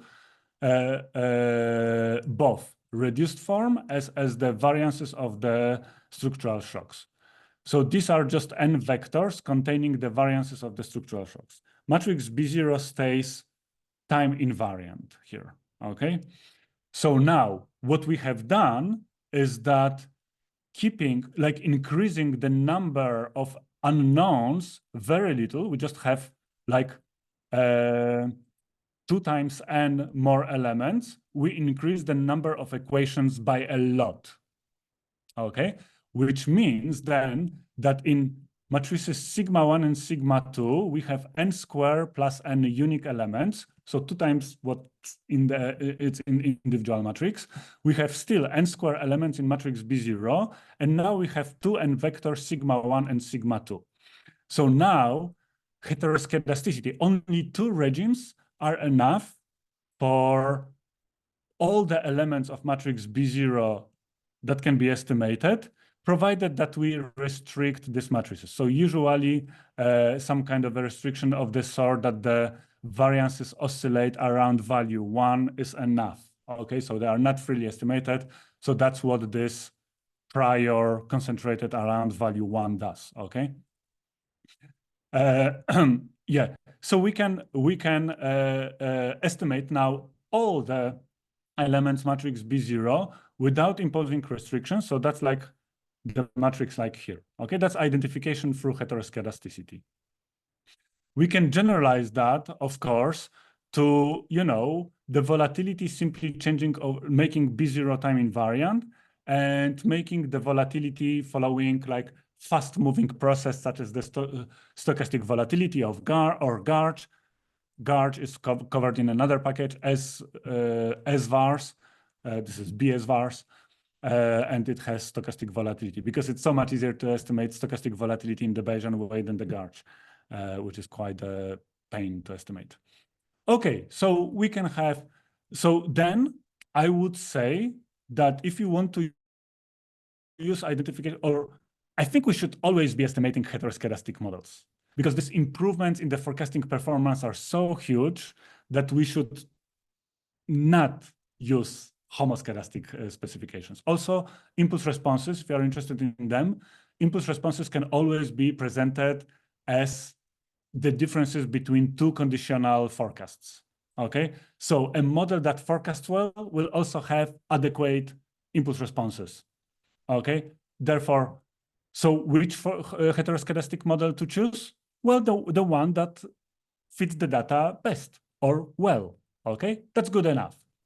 Or that's the best we can do. Okay, folks, so that's identification through heteroscedasticity. Okay, Raul, your question? Hi, okay, I have a question regarding the heteroscedasticity. you need to make two different models to estimate the whole model. For instance, the first model, in the first model, you estimate the heteroscedasticity from the data, and then in the second model you use the variance, the conditional variance that you found in the previous model, and including the second one, or you just estimate all of them at once in one model. Perfect. So that's the Bayesian modeling proceeds in such a way that we always put everything in one model and estimate jointly. Okay. In Bayesian, we never do like two-stage estimation. This is like not existing. We always aim at developing the joint estimation algorithm for all of the parameters of the models. Okay. Perfect. Yeah, and that's kind of the best solution. So that's equivalent to full information maximum likelihood. You know, in the frequentist, like in that respect, the Bayesian approach and frequentist approach is no different, because the Bayesian inference uses the likelihood function. If you can specify an estimate model in the frequentist way, the same type of information will be used as in Bayesian. Now, the thing is that the difference between Bayesian and frequentist, why people often use Bayesian, is that we can really modify and put in many features in a model and use this GIP sampler or some Markov chain Monte Carlo algorithm to estimate the model and get the estimate. And for these same models, it might be very difficult to find the maximum likelihood estimator. All right. Let me move on to identification through non-normality. This is an alternative. It works very similar as identification through heteroscedasticity. So have a look here. We have shocks that are student distributed, and actually shocks being not normally distributed allows the same type of identification as identification through heteroscedasticity, where all elements of B0 can be estimated. So here we have a model with student t error terms, structural shocks, with estimated degrees of freedom parameter. If degrees of freedom parameter goes to infinity, then this distribution becomes normal. So testing hypothesis that the degrees of freedom goes to infinity is checking your identification. Okay. Now, it is a tricky thing to test a hypothesis whether a parameter is equal to infinity or not. And that's the beautiful thing. We found a method to do it quite reliably. There is a paper that does a similar thing, but in a different context. We don't have yet a paper out that would describe that, but I will give you some more details. It's basically reliable, working well, and quite fancy technique. So that's great. How does it work? Think of this crosses as demand and supply curve, right? That could be if you have a system of price and quantity, there are two variables in your structural var. This is what your structural matrix B0 would estimate. The first row would be one line. The second row of this matrix would be the second line, okay? Now, if we have normal variables or normal shocks, then the data is not informative about the slope of this line. So this basically cross is how I generated the data. And this data does not identify these lines, okay? This is like, we could not identify these two lines with these slopes here. But if we have leptokurtic data, then you can see that these observations actually far in the tail align along this, let's call it demand and supply curves, okay? This is an illustration how non-normal data can be helpful in identifying the parameters of the structural var, okay? So these outlying observations aligning along these lines are exactly that provide the identification information here, okay? So that's just a visual illustration of how this might work. And then in the package, we can verify different hypotheses using savage Dickey density ratio. Savage Dickey density ratio is such a ratio that computes the posterior probability of the null hypothesis to the posterior probability of the alternative hypothesis, okay? These hypotheses are not exactly the same as frequenties, but basically if you can you can sometimes express them as very similar. But savage-Dickey density ratio is very nice because it only requires from you the estimation of a general model and test a restriction of the parameters. This is a methods that are good for sharp restrictions on the parameters. So you just have to compute the marginal posterior evaluated at your restriction at the null hypothesis and divide it by the prior evaluated at this hypothesis. And this quantity is shown in the literature very well to estimate this posterior odds ratio, which is basically what you want to do to perform the analysis. So we can, in the package, use function verify identification to check if individual shocks are homoscedastic and whether or whether they are identified through heteroscedasticity, or whether the degrees of freedom parameter of the student t-distribution goes to infinity or not. Again, verify identification function in the R package.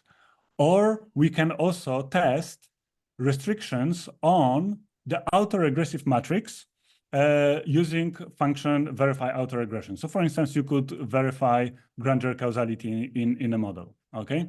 So folks, there's an exercise for you to be performed, but let me just guide you, okay? And maybe I will ask you a question.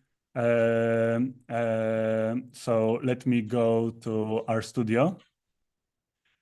Let's go to this other file that you can download, okay? It just estimates the model, and it a simple model with one lag on the same three variable system. So that's what I will do here. And now, look, when we estimate the model, this is how our outer A matrix looks like. The first three columns up to from the first one to the third one is the autoregressive matrix of order 1, and this is the constant term. The last column is the constant term estimated, right? So now, if we want to, we can test hypothesis on this type of autoregressive matrix, but we have to provide a hypothesis to the function verify autoregression so that it knows what kind of restrictions we want to have, okay? We want to estimate. So let's test a zero restriction that will say verify no grandeur causality from total tax revenue to GDP.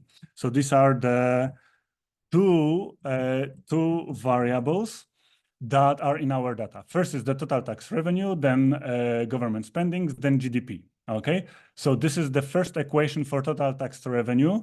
This is the equation, parameters of the equation for government spendings, and these are the parameters of the equation for GDP, okay? Now, if you want to test hypothesis of no grandeur causality from total tax revenue to GDP, you have to restrict one of the elements of the third equation, okay?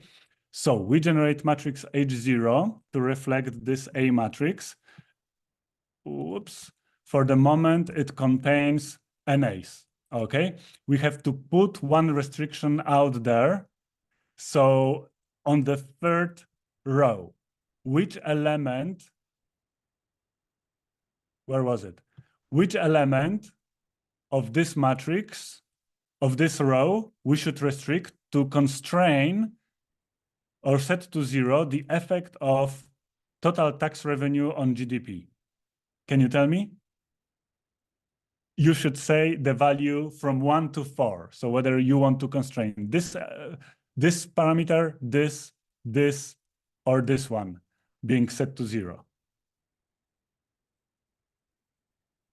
So total tax revenue is the first variable in the third equation. So we constrain which element? Can you just say, oh, somebody wrote? Yes, you wrote 1. Kamal, very nice. Thank you. Yeah, that's a simple question, but you know. So now we set this restriction. Our H0 matrix looks like that. The code will read that we want this restriction and no other, and we can perform the savage-Dickey density ratio, and it basically says that this restriction holds H0 with 95% posterior probability, as opposed to 4.7% probability for the alternative that is different from 0, okay? So we could have a look at the estimate. We could write, yeah, we could look at the estimate to see where the confidence intervals for this parameter look like. But that's basically how we test hypothesis in this package. Okay, so I wanted to show you that, and yeah, in 13 minutes, share with you the empirical illustration. Okay, so modeling of the monetary policy for Aussie data. So Australia is an island, and it's a small economy. It's a small open economy, which means that it's a price receiver, shock receiver. Okay, we are price takers. We don't decide on anything on the world markets. So that makes that we have to model it as a small open economy. But we are also interested in the monetary policy. So what we have here, we have real GDP, consumer price index, cash rate, which is Australian nominal interest rates. We have exchange rates with the US and the stock exchange all ordinaries index. Okay, the first three variables are used to identify the monetary policy shock as the third shock through kind of Taylor rule type of an equation. If that tells you something, then the Taylor rule relates the nominal interest rates to the GDP, or the anticipated part of the GDP, and the unanticipated part of inflation, or there are many different formulations there. But that's basically what we do in structural VARs, okay? I use monthly data from August 1990 to March 2024, so the newest available observations. Most of the, like real GDP and CPI are measured for most of this period as quarterly. I interpolated the variables. And then I have also the foreign sector. The foreign sector here is modeled often as the US sector. So I take real GDP, consumer price index, and federal funds rate, because I want to use these three variables to have some claim that we might have the monetary policy shock, US monetary policy shock in the system considered. We don't identify it here because I provide the contemporaneous variables and the four lagged values, all of the US data, as exogenous variables in the system, okay? I wouldn't have to do it, but for the real investigation, I could include them in vector Y, but basically I want to show you nicely looking plots, so I wanted to keep the system of 5 variables, okay? But we control for US. Why US as the foreign sector for Australia? Well, the Australian trade is denominated in US dollars. Also, Australian is inflation targeting economy that works in close synchronization with other inflation targeting economics like US, Japan, or the Eurozone, and many other countries as well. But basically, it is still the case, despite US not being the biggest trade partner of Australia. It's China and Japan, and then China. It's still that in terms of monetary phenomena, including the exchange rate, the US sector is relevant as the foreign sector, and the modeling of the US monetary policy is important there. I include it as the exogenous variable so that we control for the foreign sector. We don't identify the US monetary policy shock. I should probably do it, but I will do it in like when I will publish paper on Australian data and not for this simple presentation, okay? I assume lower triangularity. I assume that thanks to this identification that relates the nominal interest rates in the contemporaneous relationship to real GDP via this parameter and CPI, consumer price index, via this parameter, I assume that the third shock will be the monetary policy shock and that it will be identified through the Taylor rule type of an equation, exactly as I mentioned. That's what people do in the structural VAR, in the inflation targeting economies. And there you go, okay? We upload the package. There is the data to be downloaded. I just saved it in the RDA. You can use the reproduction script to download the data straight from the server using the threadr and readRBA package. Now, all this code here is just to set up exogenous variables, so the contemporaneous values and the first 4 lags of the US data in the model, and then provide them as the exogenous variables to the model. So I specified the model with stochastic volatility. I provide the Australian data as data. Lag order is 8. We have monthly data here. I figured out there's no differences in everything I will show you between using like 8 and 12 lags. So I just stick to 12 because it estimates quickly. And then I provide exogenous variables. I use 10,000 draws as a burn-in, 10,000 draws as the final run, and that's quite enough, it seems. But it takes a little while. You know, it took 10 minutes on the server to estimate that. I estimate that it will take like 20 minutes on your computer. So it's super fast for Bayesian standards, but it's still 20 minutes, okay? So look at the progress bar as it goes. Okay, so now we can compute out of the estimation the impulse responses. I compute them for 60 periods ahead, which is 5 years. And the third column here are the impulse responses to the monetary policy shock. So it increases the interest rates, the cash rate. The monetary policy shock has strongly contractionary effect on the GDP, but as we have very common in Australia data, there is a price puzzle. So the structural VARs show that increasing of the interest rates actually increases, at least temporarily, inflation or prices in the economy, okay? So a few words. This is very unfavorable feature. This is not potentially how the monetary policy works. Now, about Australia. In the last 3.5 decades, we had no recession, you know, in Australia.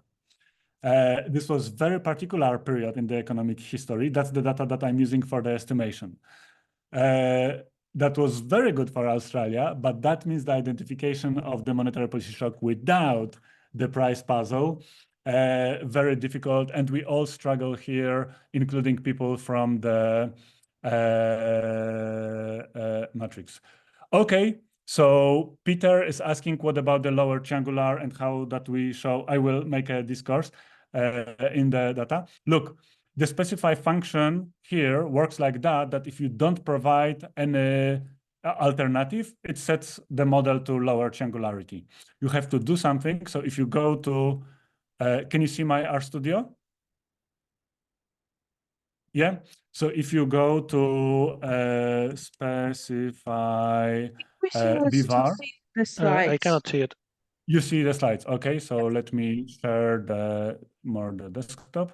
Okay, and now RStudio.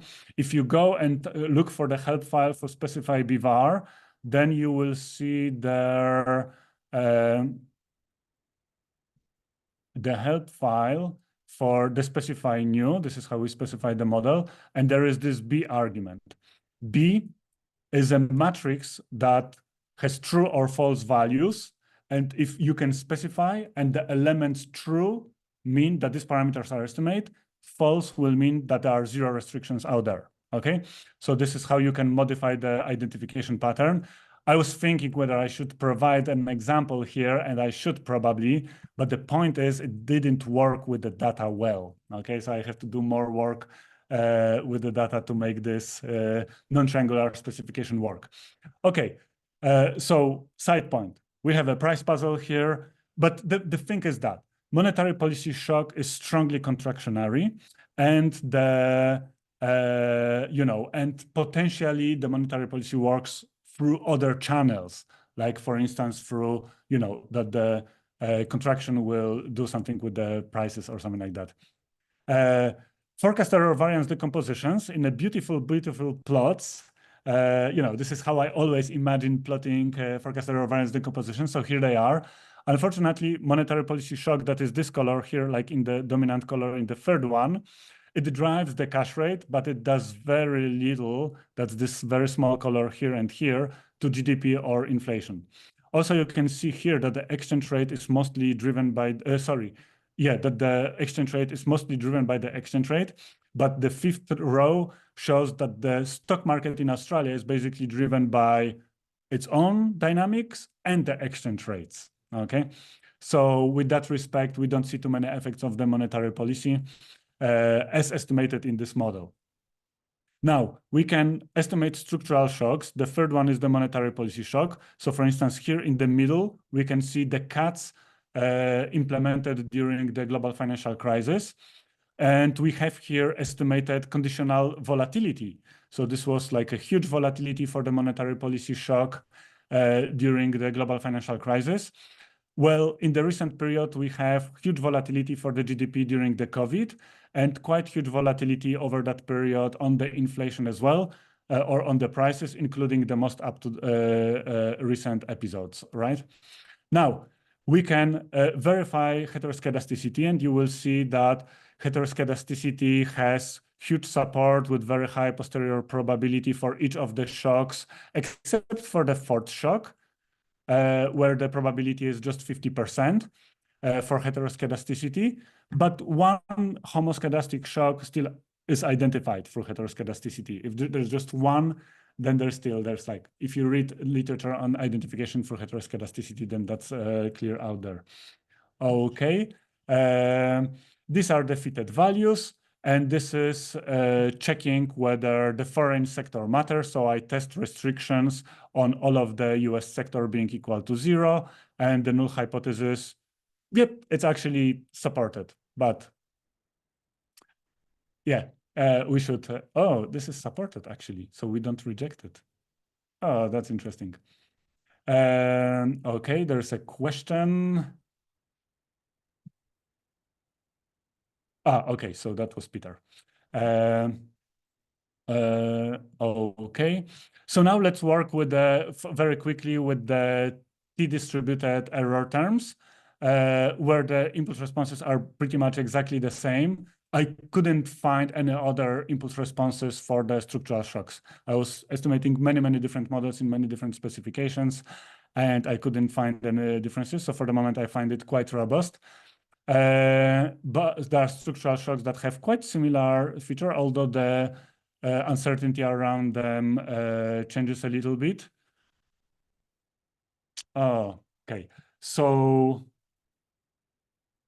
this is incorrect here, unfortunately. Okay, I will have to correct the slide. It was correct in the afternoon.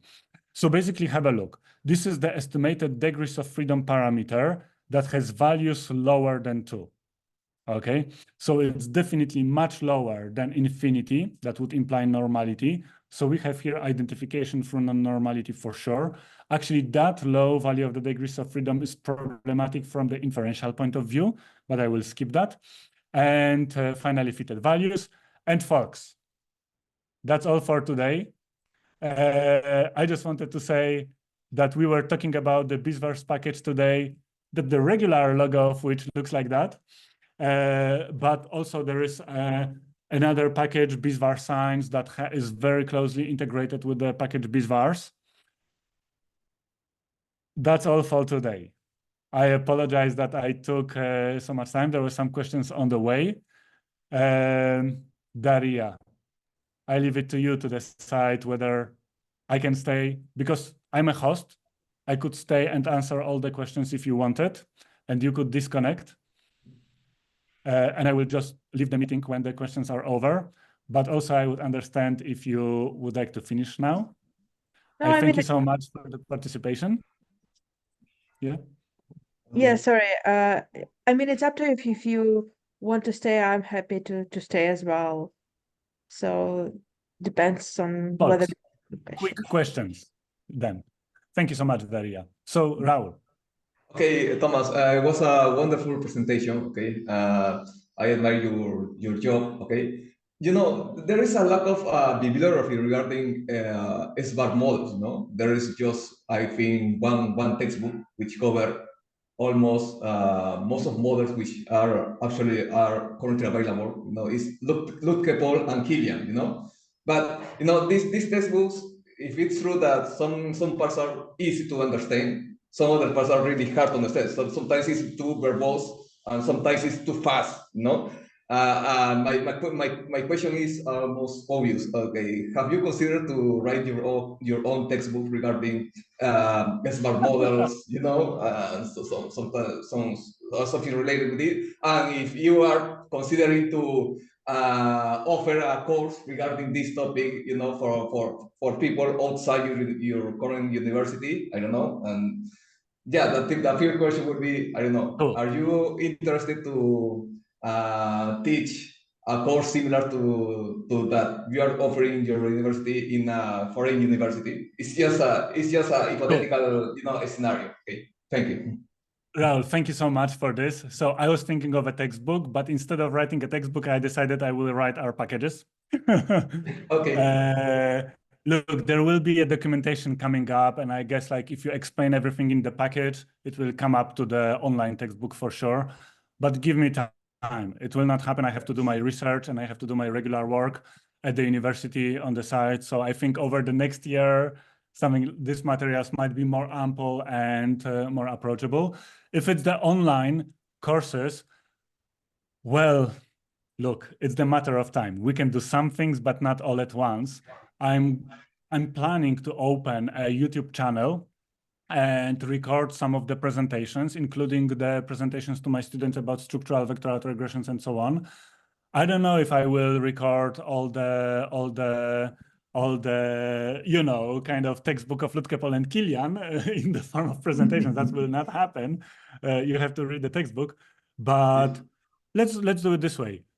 There is more work definitely planned in terms of documentation, providing this type of materials. Please take on, you're following on social media. So you will get the updates and I will share for sure the news about this type of news and information.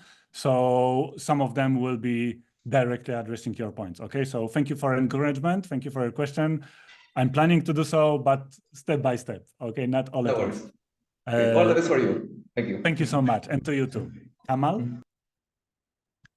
Okay, thanks. Mine is a simpler question. I guess that your plot function is a method you add to the base plot function. Am I right?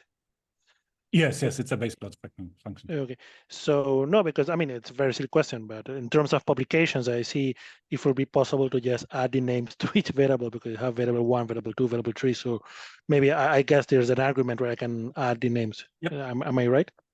Kamal, may I suggest? Yes. If you go to, why don't you open an issue in a GitHub repository of the package, exactly just stating what you would like. This is actually planned, but variable and potentially names of the shocks, potentially the time scale on the Y variables, and also the possibility of plotting impulse response, or just one of the impulse responses, not all of them at once, right? I plan all that. I know that it would be very useful for the sake of, whatever, using this package for other purposes. It is planned, but for the moment, I was super proud of how these figures worked out right now. Now I know how to do it. Also, all of this that you said, but if you set it up as an issue, I will definitely come back to that. And like I assure you, in one of the nearest updated versions of the package for sure. Thank you so much. And I'm thinking of that. I know that, but I just had no time to do it. I just wanted to know if it exists. If it's not, well, it's okay. But it's No, useful. it will be when done. you publish a paper, of course, you need to somehow indicate the names of the variables and that. And another question, but only if it takes less than 1 minute. And feel free to say no. Did you had prior knowledge on C++ when you started to develop this package? And if the answer is no, it's feasible to earn a decent knowledge on C++ in order to build a package? Look, no, it requires a study. I didn't have knowledge on C++, but when I was studying at the university, I took IT and econometrics. So I had some background in general programming, but not too much. And for the last 15 years, I was programming only in R prior to start coding in C++. Now I'm actually teaching subjects or lectures to make people start coding in C++ for R applications much quicker than it took for me. I read 2 textbooks, tens of papers, and 2 online courses to start coding, but it's enough to listen for 2 hours, focused course, and you can start doing it. And then studying some problems. So I'm actually also planning to record such sessions for C++ for our applications. So once there is an online channel, like YouTube channel for that, it will be there as well. but yeah, it's feasible.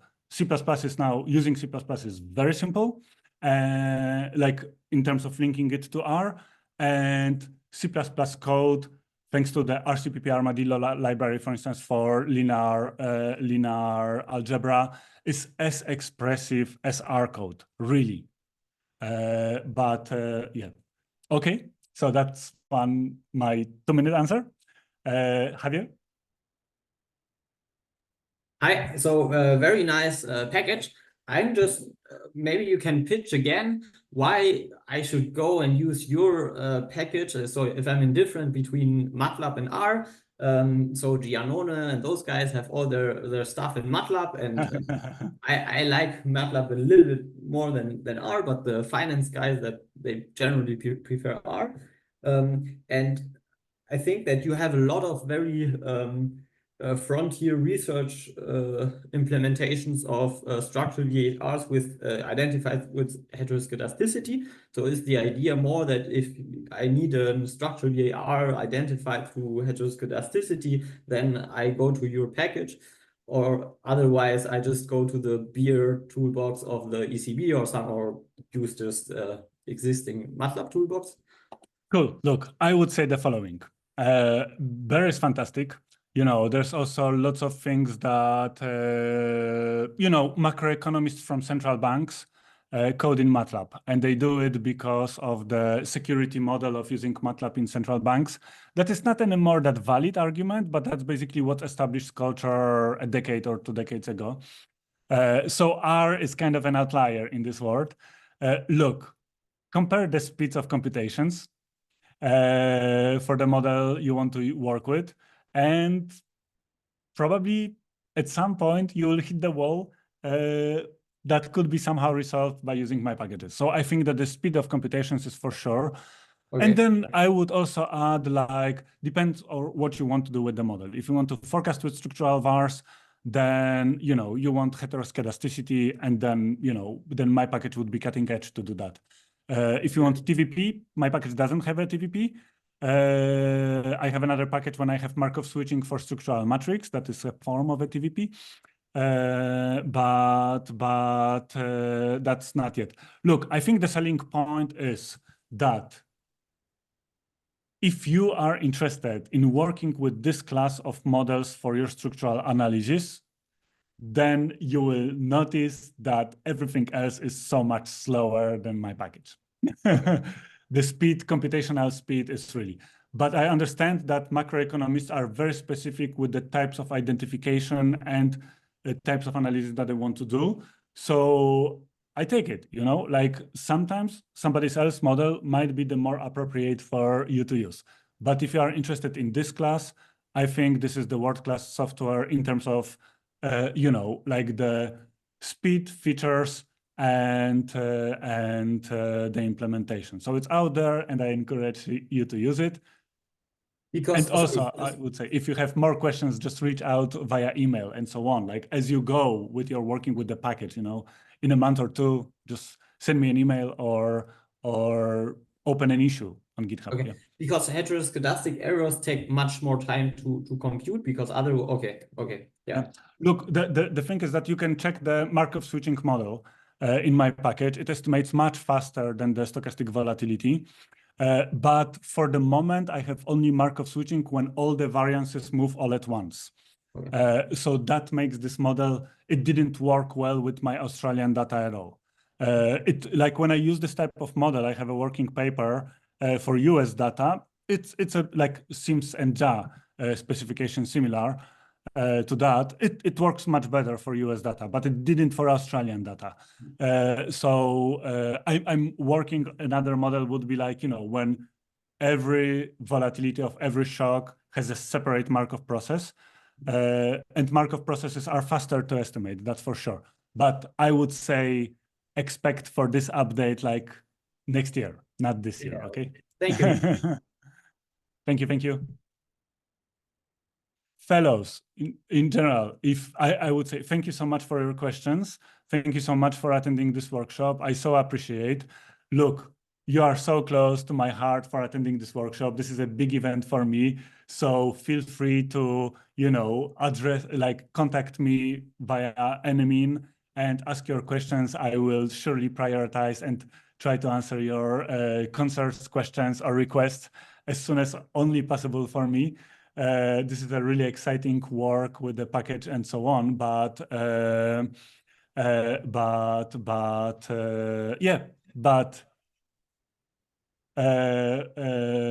really, I stay open to, to working with your implementations of bsvars packages. And also, I would like to stay in conversation with you. So please feel free to reach out with your questions in the future. I would be delighted to work with you, with many respects. I think let's conclude here, right? It's like 4:15 here. I'm on a hype, but that's it. Thank you Thank so you much. so I'll you much. in LinkedIn, no worries. And thank you, Daria. There's Thank you also so much. a quick question about in the chat about historical decomposition. I don't know if you could address it in like 1 minute. Can I see it? Yes. So about historical decomposition is that I said before that I shown you the figure of it when I was just clicking through the code, but the historical decompositions, they kind of, how they are formed, they require a stationary variables in the system. Like the Kilian Lutke-Paul textbook says quite clearly that, they should never be estimated for non-stationary variables. And that would be highly problematic, I admit. I never managed to get the nice interpretable historical decompositions for unitude non-stationary variables in the system. So my data, you would have to take first differences, for instance, which sometimes is okay to do. And then historical decompositions could be interpretable, okay, as you will. Because basically, the historical decompositions should adapt to your data. And if you have unitude non-stationary variables, like you could see my figure, it didn't. That, like my variables look entirely different than what it did. And that's because of this type of phenomena. You also need, look, there's also, one should not hope that you take an off-the-shelf model, apply it, and it will start working, okay? There's a little bit of working with the model. Sometimes modifications of the form of the variables that you input in the model, the change of the lags, thinking of what essential variables am I missing in my system to, avoid omitted variables bias and so on. So this all might contribute to the success of the implementation of the model. Like the Bayesian is not the ultimate solution to all of the problems. We have to do the basic work with the modeling of this particular data to make the outcomes interpretable, including historical decomposition. But the stationary variables are kind of the first go-to condition to work with. So that was what I said before. Thank you. Thank you so much. Daria, I thank you so much as well for having me on and for organizing this workshop. Thank you so much. Yeah, thank you so much as well for doing it, and to everyone also from me for attending. And yeah, hope you have a good rest of your day, and good night to you, Thomas, I guess, because I understand it's hard at 4 a.m. So yeah, it's fine. So yeah, thank you again, and goodbye. Thank you, everybody. See you next time. Thank you. Thank you, Thomas. I'll be bothering you in LinkedIn, so be patient, please.